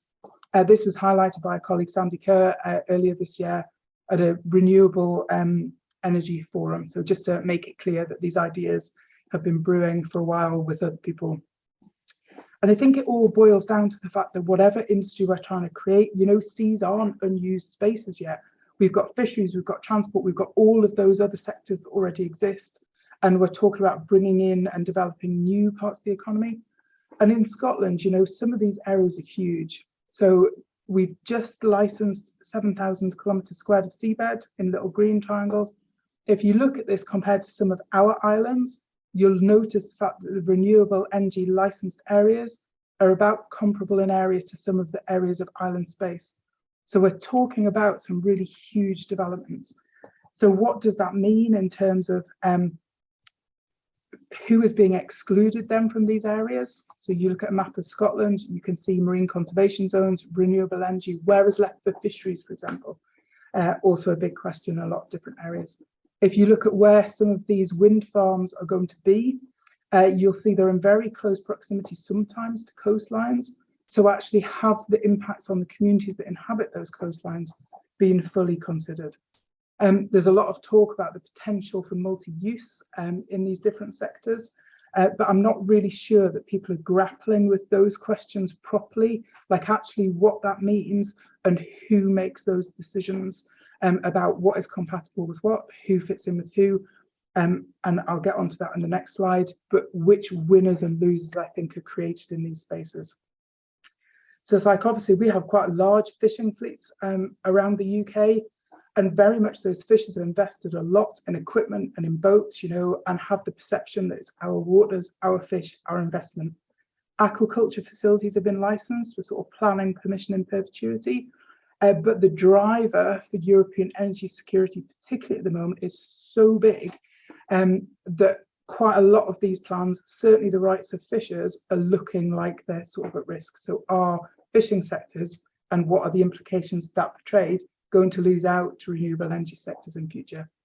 The plans that I highlighted on the previous slide represents 7,000 kilometres squared that's just been offered for development. The estimate is we need something like 117,000 kilometres squared in the very near future. So the scale of development we are looking at, for which we must create space and probably marginalise other sectors, is absolutely vast. So like I say, no answers, just questions here, but just to highlight, I think, some of the scale of issues you're dealing with when you're talking about blue economies. Hi Claire, sorry to interrupt, just to let you know we've got a couple of minutes left, if that's no okay. problem. I am nearly finished, so I am about to pose my questions, I guess, that these competing claims for space between new and traditional activities, I think, are at the hub of some of the things that we must consider for trade when we're bringing these things forward. So just to highlight that there are some good examples there. So oil and gas sector, there are examples where rapid industrialization has generated funds that communities have benefited from. That's not currently happening, I don't think, in renewable energy, but do we need to do that? I'd like to know what other blue economies can teach us, because I think actually we have a very constrained space, and I would love to see what economies are coming up with in spaces that are less constrained.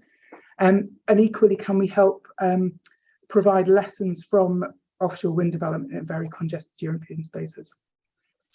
And I think a lot of this looks at kind of, can we pick up on the differences that there are in institutions and cultures to learn from that? So how can we learn from different communities and communicate those stories? And how can we take kind of local knowledge and narratives into those decisions? So at what point can we kind of learn from sort of economies in other places? So I think all I really wanted to do was say that we've got some great plans, but actually delivery, I think, is marginalising some sectors of society, but we can highlight some knowledge gaps. So the need to use history, natural and social science to answer these, the needs to identify drivers and outcomes that are both positive and negative as we're going forward, so that we can make the best use of our resources and employ the best management. That we absolutely, and I hope Sarah will get onto this, need to identify equitable pathways if we are to transform those sectors. And I think there's a lot there to talk about how policymakers can engage, promote evidence-based decisions and collaborative planning, how you can carefully choose sectors to maximize compatibility between them, and how you must, I think, always be cognizant, if you are delivering a very top-down process, that you are continually thinking about prioritizing local benefits, because I think for us that's maybe the bit that's missing in that system at the moment. And I think that way we can, you know, help blue economy deliver on the originally articulated goals that I discussed, that are really looking at society, environment and economy as well. Thank you, Andrea. That's me. Thank you very much. All very interesting, and I think it's great to hear some of the questions posed and to think about, I guess, that shared learning and knowledge and stakeholder engagement all round. So thank you. I think we're going to keep all of the questions to the end, if that's okay. So we'll, in the interest of time, we'll swiftly move on to our next panelist, which is Dr. Patrick McConney, who's a senior lecturer in marine resource management planning in the Centre of Resource Management and Environmental Studies, CERMES, at the University of the West Indies. His applied research focuses mainly on socio-ecological systems, human dimensions, resilience, socio-economics, organisations and governance related to small-scale fisheries and marine protected areas around the wider Caribbean. So welcome, Patrick. We're very much looking forward to hearing about your work and your research within the Caribbean. So the floor is yours.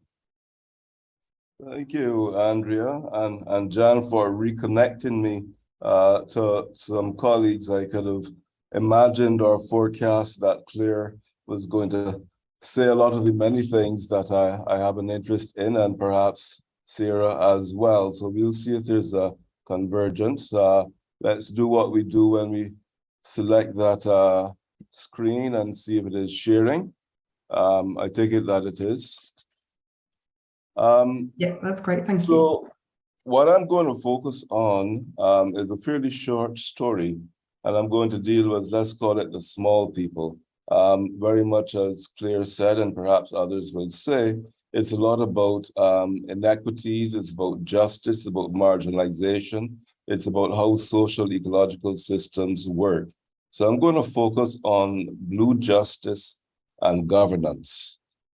And to do that, I'm going to draw on a book that was published fairly recently, 2020.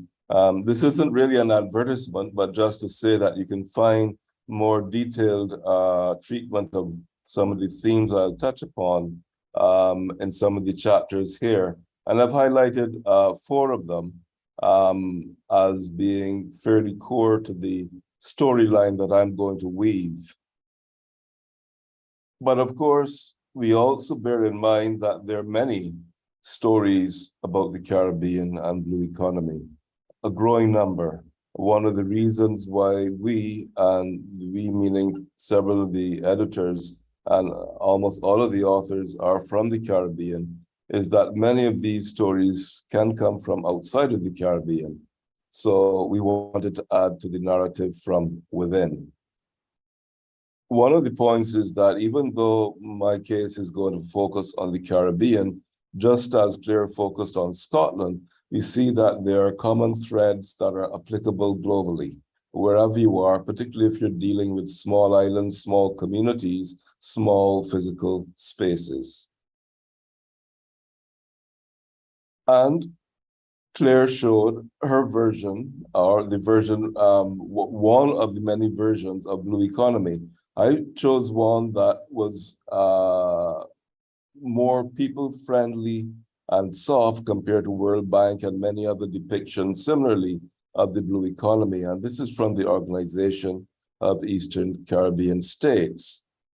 And one of the points is that there are many definitions of and aspirations for the blue economy. There are many actors, as you've heard before, and I'll challenge the audience to ask, how just and inclusive is your own image of the blue economy? For those of you particularly involved in trade and your perspective on the blue economy amongst the many sectors that are in contemplation. Speaking of which, this graphic looks very similar to the one shown previously.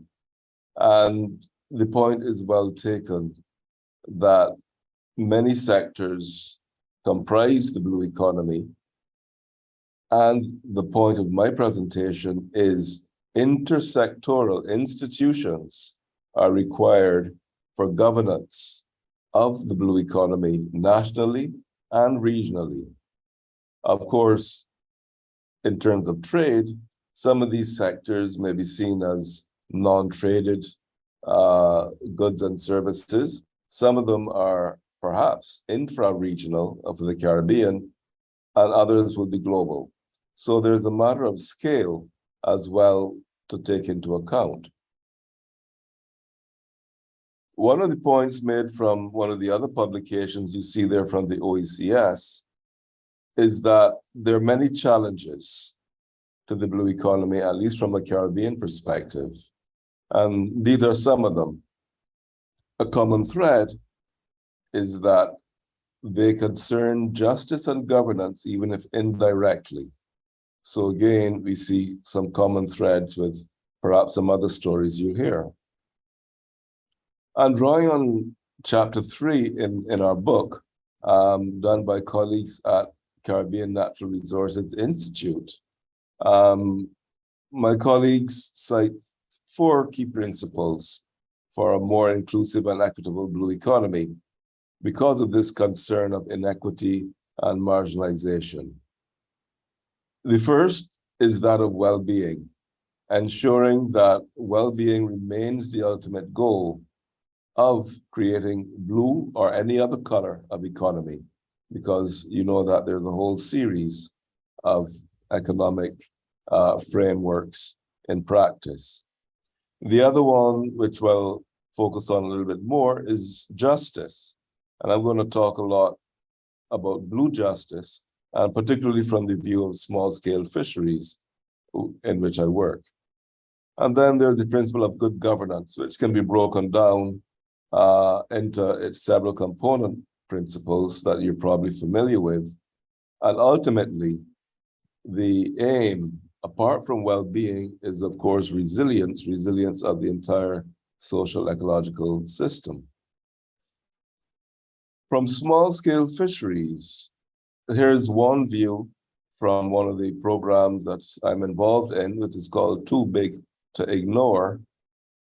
And it looks at the core principles of what blue justice is like globally for small-scale fisheries. And you can see, again, some common threads there, including that of human rights, fundamental access to resources, to tenure, to decent work, and so forth and so forth, need to be taken into account. One of the other views from the same source is that justice itself can be subdivided into many different categories. And I'm only showing here a portion of the graphic.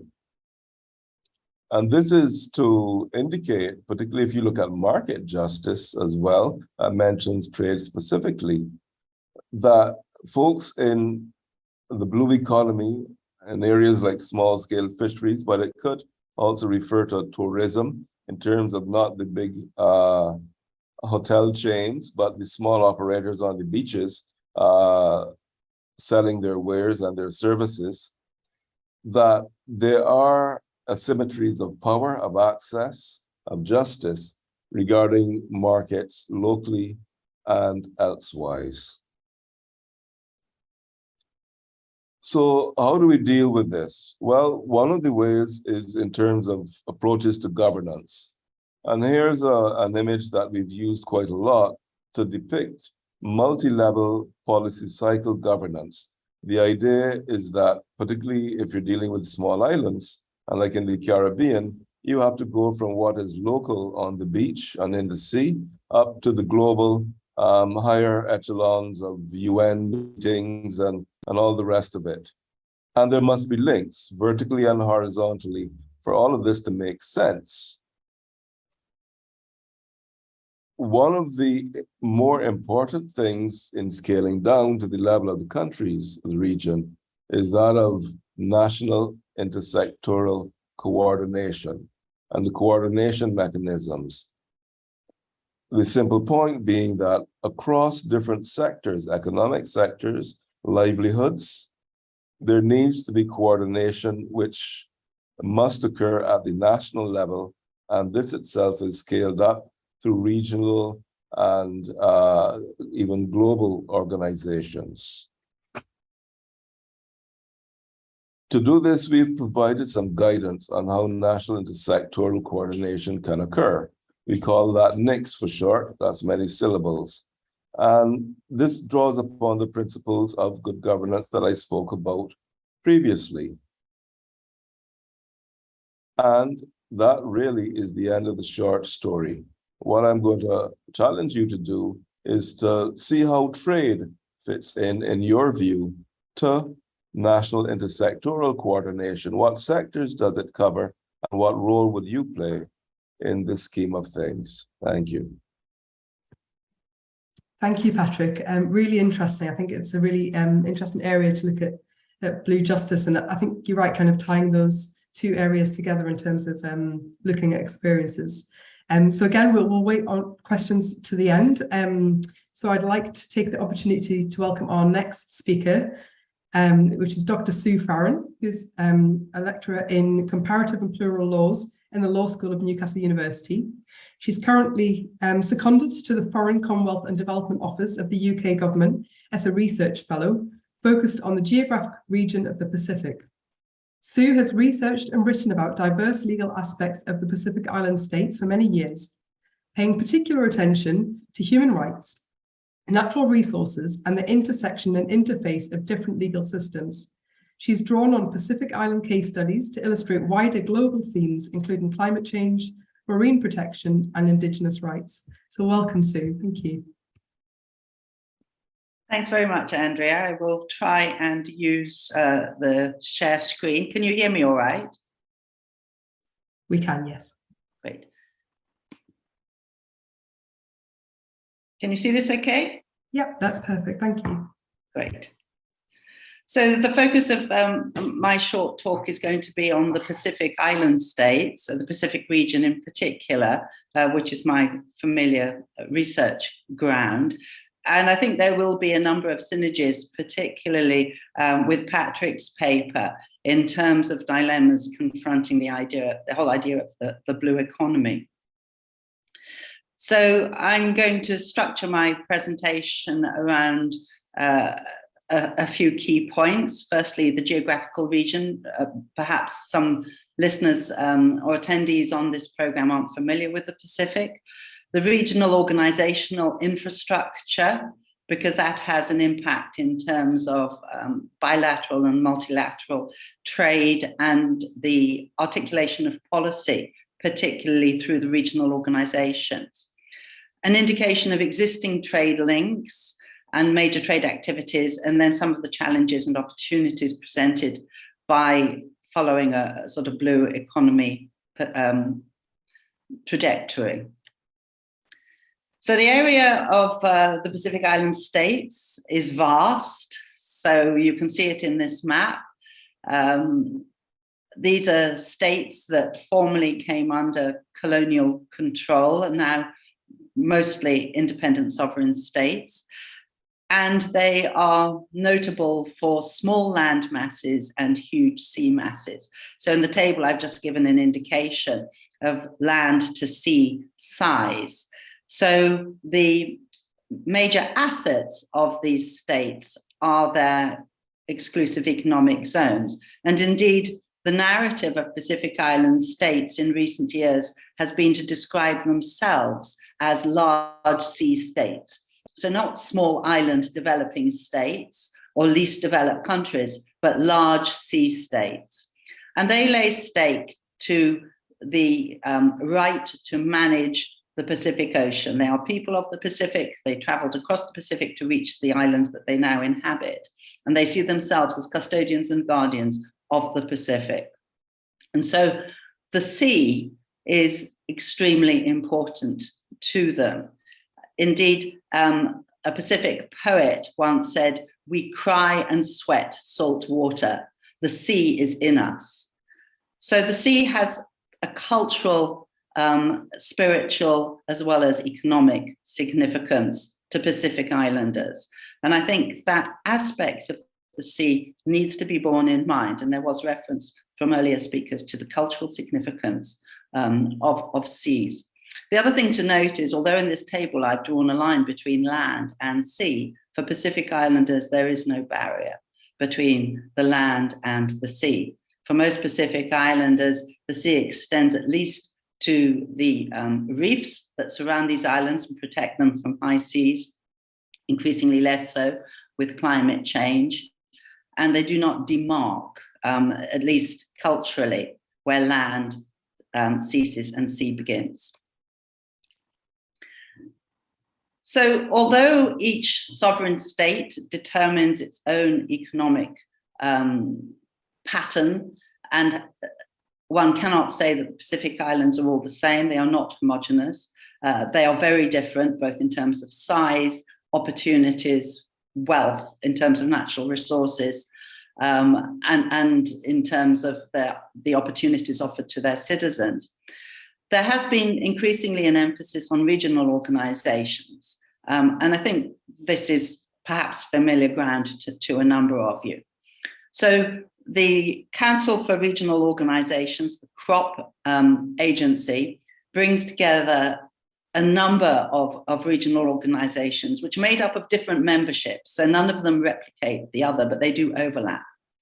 The main policy organization is the Pacific Islands Forum, which is basically a leaders' talk tank and articulates policy that then is left to sovereign states to implement within their own national systems. There's also a very active South Pacific Regional Environment Program that is engaged with both land and sea resources and has a lot of technical expertise that it provides to different states. It's able to do this on a regional basis where particularly smaller states are unable to do so. Then there is the Pacific Community, which is a very large organization. The headquarters are based in Noumea in New Caledonia, which is not a sovereign state, but obviously part of France. And that again has a number of technical expertise programs that it rolls out. And then relevant to this particular cause is the Forum's Fisheries Agency that is responsible for monitoring and protecting the resources of the oceans, particularly for the Pacific tuna. So these both overlap and work separately and cost a lot of money and are very aid dependent. And the plethora of organizations, and these are just a few of them, does create difficulties in terms of intersectoral organization or coordination that Patrick drew attention to. And they do vie for funding support, which again can be counterproductive. And they don't always talk to each other, which is another problem. So besides these bodies across the region, there are a number of existing trade links that have been created over the years to facilitate trade. It has to be said that most trade is unbalanced insofar as most Pacific Island states rely more on imports than they are able to export. This is partly because of the lack of industrialization and manufacturing in most Pacific Island states. It's also due to problems in terms of geography, distance between islands. These are not just single islands, apart from Nauru, which is a single island, but most are chains of islands. And so infrastructure and interconnectivity are really challenging, even for local trade. So there are a number of these attempts have been made to facilitate trade, to arrive at trade agreements which provide duty-free access for certain goods, mostly goods rather than services, although there have been proposals to extend to services. The latest of these in 2020 is something called PACER Plus, the Pacific Closer Economic Relations. Not all Pacific Island countries have signed up to this. It's being driven primarily by Australia and New Zealand, and a number of Pacific Island countries fail to see any benefit in it from them because they see that it's an unequal balance of economic power and will be largely one way. These trade agreements are also quite expensive to resource and to manage. And those are all considerations in island states where you've got to have trading standards that are met, you've got to have customs and excise frameworks in place, and you've got to be able to facilitate the trade with a whole raft of bureaucratic measures. There are also trades between the Pacific Island states and the European Union. There are two interim European trading agreements with Fiji and Papua New Guinea, which are beginning to reap some rewards for small-scale trade outward from Fiji and Papua New Guinea. And then there's a localized trading agreement among the Melanesian countries, that's Fiji, Papua New Guinea, Solomon Islands, and Vanuatu. And there's also one with Micronesia, Federated States of Micronesia, Kiribati, and the Marshall Islands. So trade is provided for, it goes on, but it's unequal and uneven. So anything that seeks to enhance trade is unlikely to address these existing inequalities and differences in terms of both benefits of trade and direction of trade. The major trade activities in the region, and these again vary from Pacific Island state to Pacific Island state, and from one part of a state to another part of a state. Tourism is particularly important and of course was extremely badly hit during the pandemic. So a lot of income flow from tourism dropped to virtually zero. And most Pacific Island countries only fairly recently opened their borders. Fiji was the first, that was at the end of last year, but some have only opened their borders in July. So this is a very slow pickup in tourism.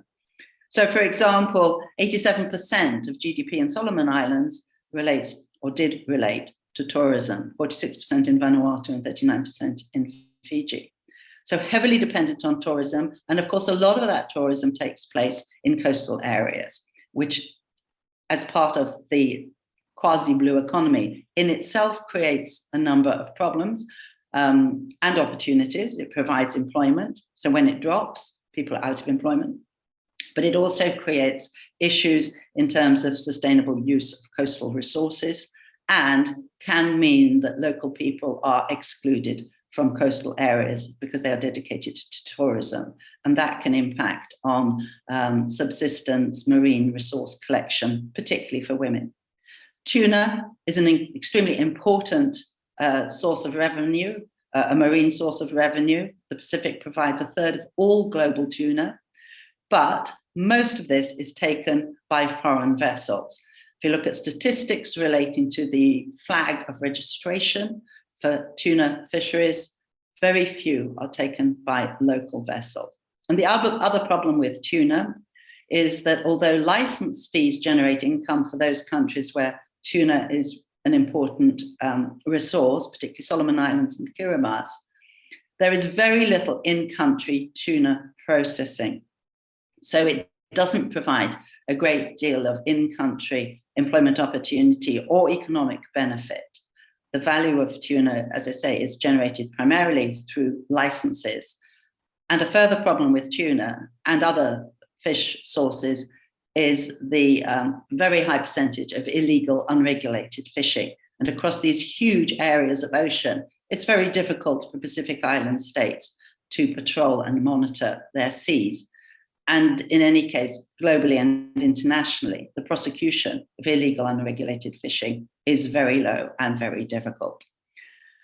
Timber is important. The extraction of timber through logging, particularly in Solomon Islands and in Papua New Guinea, most of this goes to China and Malaysia, and indeed the major logging companies are foreign companies.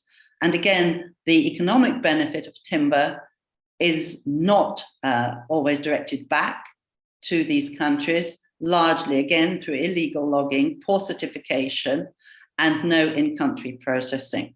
Fiji is an exception to that insofar as it does have some sustainable logging and in-country processing, but it's small scale. There's also the question of sustainability because Solomon Islands is logging unsustainably. And there's the question of environmental protection. Papua New Guinea is one of the world's greatest resources of prime forest, original forest, and that is in danger of being logged to generate logging income. And the final major trade activity is mining. Mining has gone on in the region for many years, particularly New Caledonia with nickel mines, but also at smaller scale in Fiji and particularly in Papua New Guinea, a little bit in Solomon Islands, a little bit in Vanuatu historically. And some of these mines are being reopened. Nauru completely exploited with phosphate mining, turned into a moonscape, its interior. And so now it is desperate to find other sources of revenue for development. And so the shift, particularly in the last year or two, has turned to deep sea mining. And this is hugely controversial in the Pacific because of the potential marine damage that it will cause. But Nauru has triggered the possibility of extraction mining next year because of the loophole in the law governing deep sea mining and the failure of the International Seaboard Authority to put in place sufficient regulations to govern deep sea mining at the present time. So all of these major trade activities come with drawbacks, challenges, and warnings. Sue, sorry, just a couple of minutes to wrap up if that's okay. Absolutely.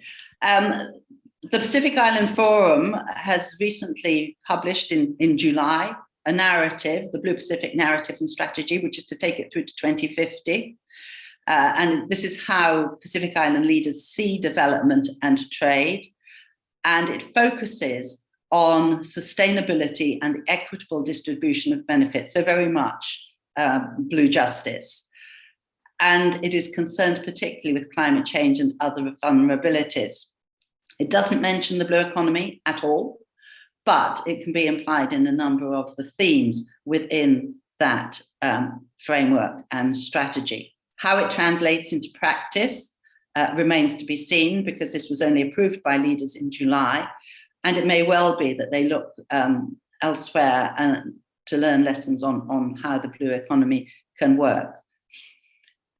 I think there are a number of challenges, things like interconnecting traditional knowledge and integrated management, linking oceans with economies, I think, is a challenge. And also there is the danger, I think, particularly in this geostrategic region, that the blue economy will be hijacked by other powers, not Pacific Island powers, but other powers to drive their own agendas. For ordinary Pacific Islanders, it's questionable whether the drive for a blue economy will benefit them greatly because of the inequitable distribution of benefits, and also because it may not take into account how they use the oceans in terms of their subsistence, livelihoods, and small-scale fishing and agriculture. So I think there are real challenges in advancing a blue economy and maintaining sustainability of the oceans, particularly in order to achieve intergenerational justice for those that come in the future. Thanks. Thank you, Sue. I think that's it's really interesting and great to get another perspective from a different region. And I think it builds on some of the discussions that we've been having this week about that really fine balance, I guess, between sustainability and trade and how those two work together. So thank you. So we'll move on to our final speaker for the roundtable event today. I'd like to welcome Dr. Sarah Coulthard, who's a marine social scientist and has worked in the field of integrated coastal management and fisheries governance for over 20 years. The foundation of our research profile has been the application of social, ecological resilience and human well-being to the specific context of fisheries governance.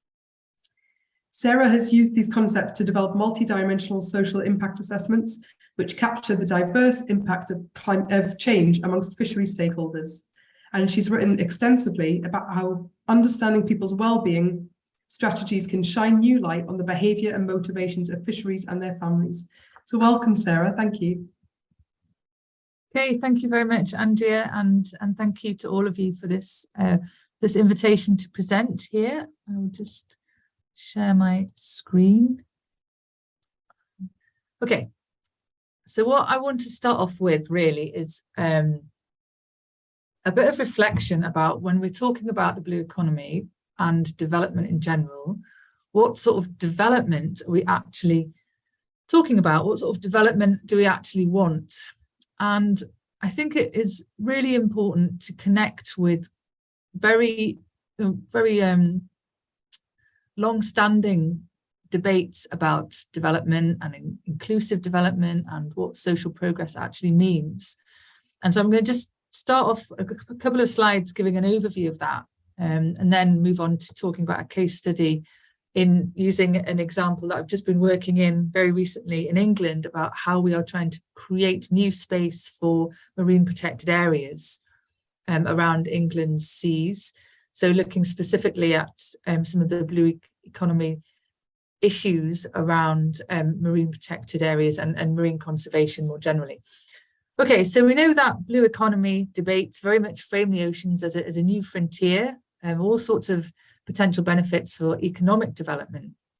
But in the race to capitalise on those opportunities, what sort of development do we actually want? Of course, economic growth is extremely important, but increasingly it is also criticised as being on its own an inadequate measure of social progress and quality of life. And something that I always think about in the context of these debates is in London, there is, every few years, they do a loneliness survey to look at the quality of life. It's part of a broader quality of life measure of inhabitants in London. And I remember about 8 years ago, the results of this came out and it was quite well broadcast on the news. And it said that 1 in 5 people living in London feel lonely, either most of the time or all of the time. And I just thought that is, what a stark statistic that is, if we're thinking about how we progress as a society and what development means and what well-being means and a good life. You know, you've got one of the most healthiest, the most wealthiest cities in the world, and yet it has a big problem with regards to loneliness. And you might be thinking, well, you know, that really doesn't matter. You know, loneliness isn't important in the big scheme of things when we're thinking about progress and economic development. But I think if we look at how development is being understood and challenged, increasingly measures such as loneliness and quality of life are important, and they are, a lot of work is underway at the moment to try and make them more tangible and measurable. So there's a lot of work at the moment around how we develop more holistic and perhaps more meaningful measures of social progress and development, which also capture things like well-being, as Patrick mentioned, environmental outcomes. You know, we can have a lot of economic development, but we know that sometimes that it's at a great cost to our environmental health, sustainability, and increasingly issues such as inclusivity and social justice. And I just want to share some of these indices with you. So this is the OECD Better Life Index. And alongside that is the example of the Social Progress Imperative Global Index. And so they measure social progress using quite a variety of different indicators that include economic growth and trade and wealth and income factors, but they also sit alongside other factors such as environment, things like health, like civic engagement is an interesting one, work-life balance in the OECD index. And if we look over at the social progress imperative, we can see things like personal rights, freedom and choice and inclusiveness are alongside things like access to water and sanitation and nutrition as fundamental needs that all human beings share that need to be incorporated into these measures of development. So what does this mean for how we're talking about blue economy? So we know that there's quite a dominant discourse which frames the blue economy in terms of benefits for economy, but we also, alongside that, need to consider additional questions of justice to fit in with these broader debates around social progress as a more holistic measure of fair, inclusive, living well societies. So some of those questions could be around who is going to benefit from a blue economy and how will those benefits be distributed? How are we going to make sure that they are inclusive? What are the potential harms of blue economy? And what are the social justice implications as we pursue a blue economy in ways that are often perceived as quite rapid and sometimes unchecked? And underneath all of this is really how we apply the sustainable development goal of, well, within the sustainable development goals, this universal value or ethos of developing in a way that leaves no one behind. And I'm sure you're all familiar with that, but there's a really good write-up on that as a universal value of the SDGs at the link here. And they talk about this unequivocal commitment of all UN member states to eradicate poverty in all its forms, end discrimination and exclusion, and reduce the inequalities and vulnerabilities that leave people behind and undermine the potential of individuals and of humanity as a whole.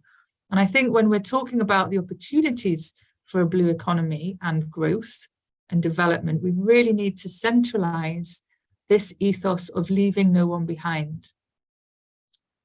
Okay, so this is an excellent paper which is referenced at the end of this, along with other references, that's quite recent, where they clearly articulate 10 possible social injustices that could emerge from a blue growth agenda. And so I'm going to go through what these are, and then I'm going to talk about how some of these are applicable to the development of marine protected areas in England.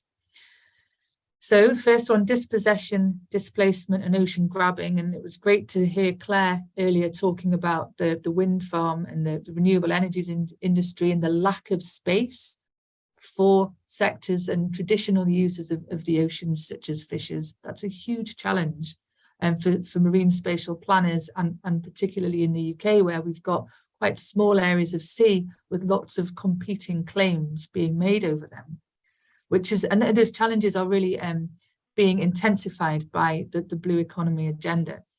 The second possible injustice is around environmental justices caused by pollution and waste, environmental degradation and a reduction of ecosystem services, so the flow of benefits from the marine environment, livelihood impacts of particularly the small-scale fishing sector. And I'm going to talk about that specifically as well. Loss of access to marine resources that are needed for food security and well-being.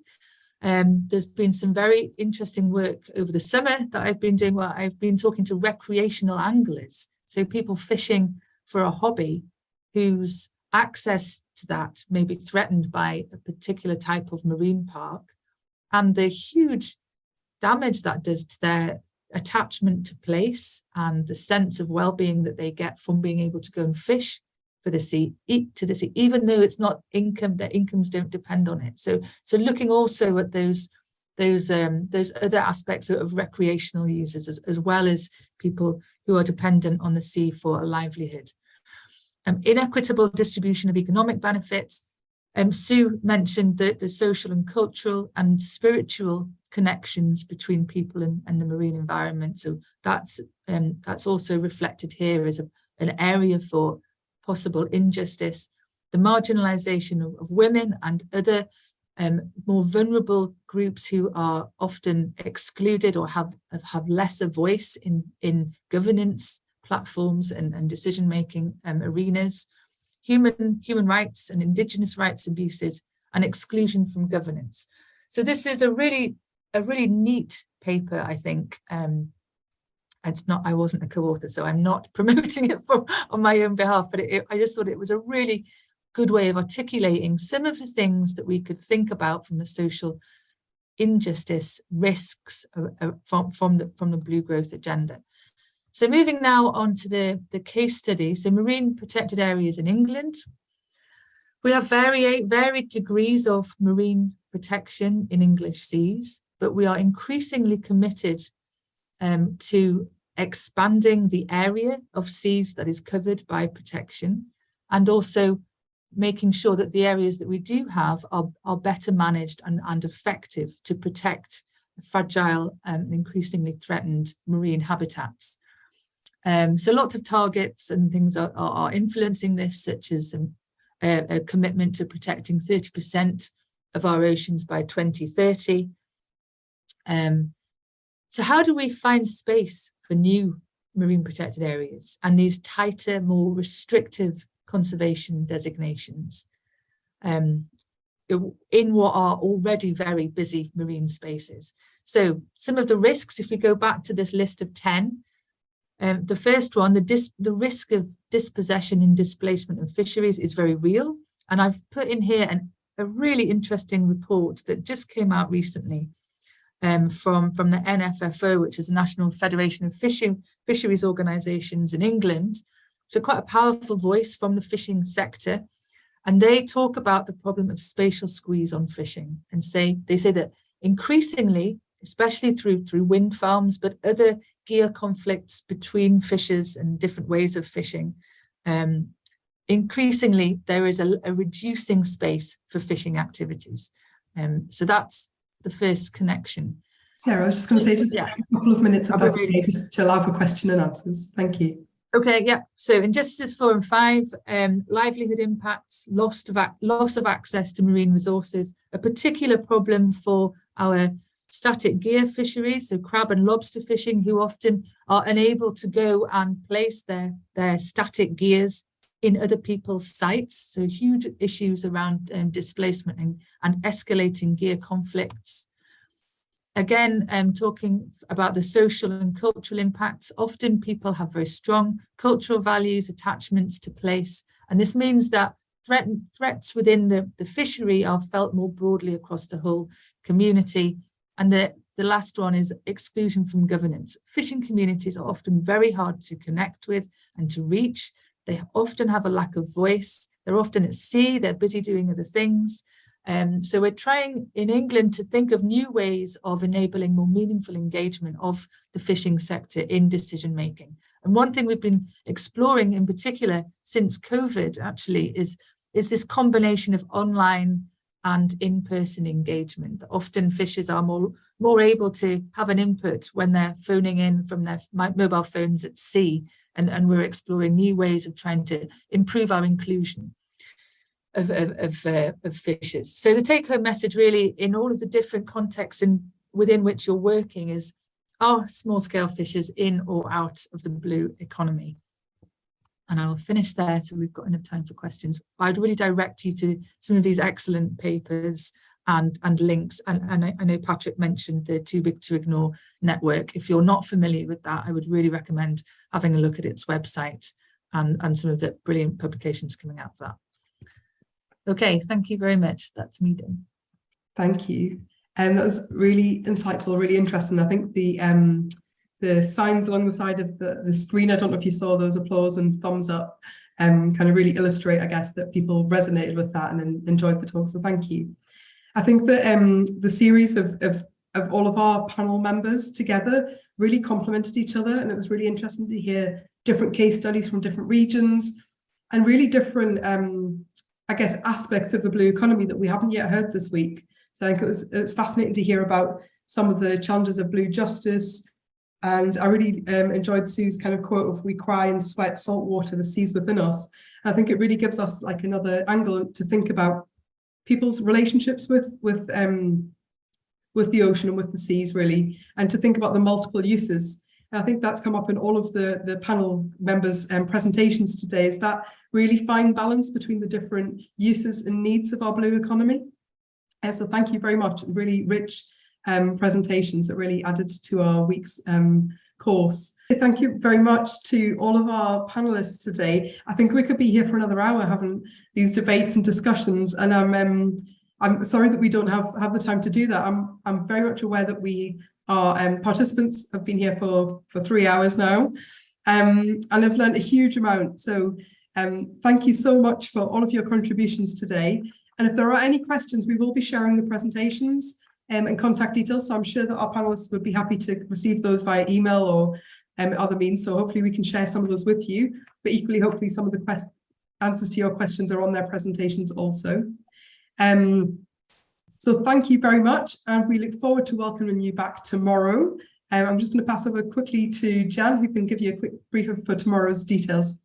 Thank you so much, Andrea. And I really look at the amount of applause and hearts we're getting. I think this was a heartfelt set of presentations, because it's really about societies and people and loneliness and development and all of these feel-good issues. So really, really an outstanding day today. We had such great presentations. So thank you all so much for being here today. And Andrea, over to you to close. Yeah, just I guess a final thanks to everyone for all their contributions, and to our participants for, it's a long 3 hours, but hopefully it's been really rich and informative. And I think your kind of hearts and applause and a thumbs up show that there's been a great interest in our discussions today. So thank you, and we will see you all tomorrow. Thanks.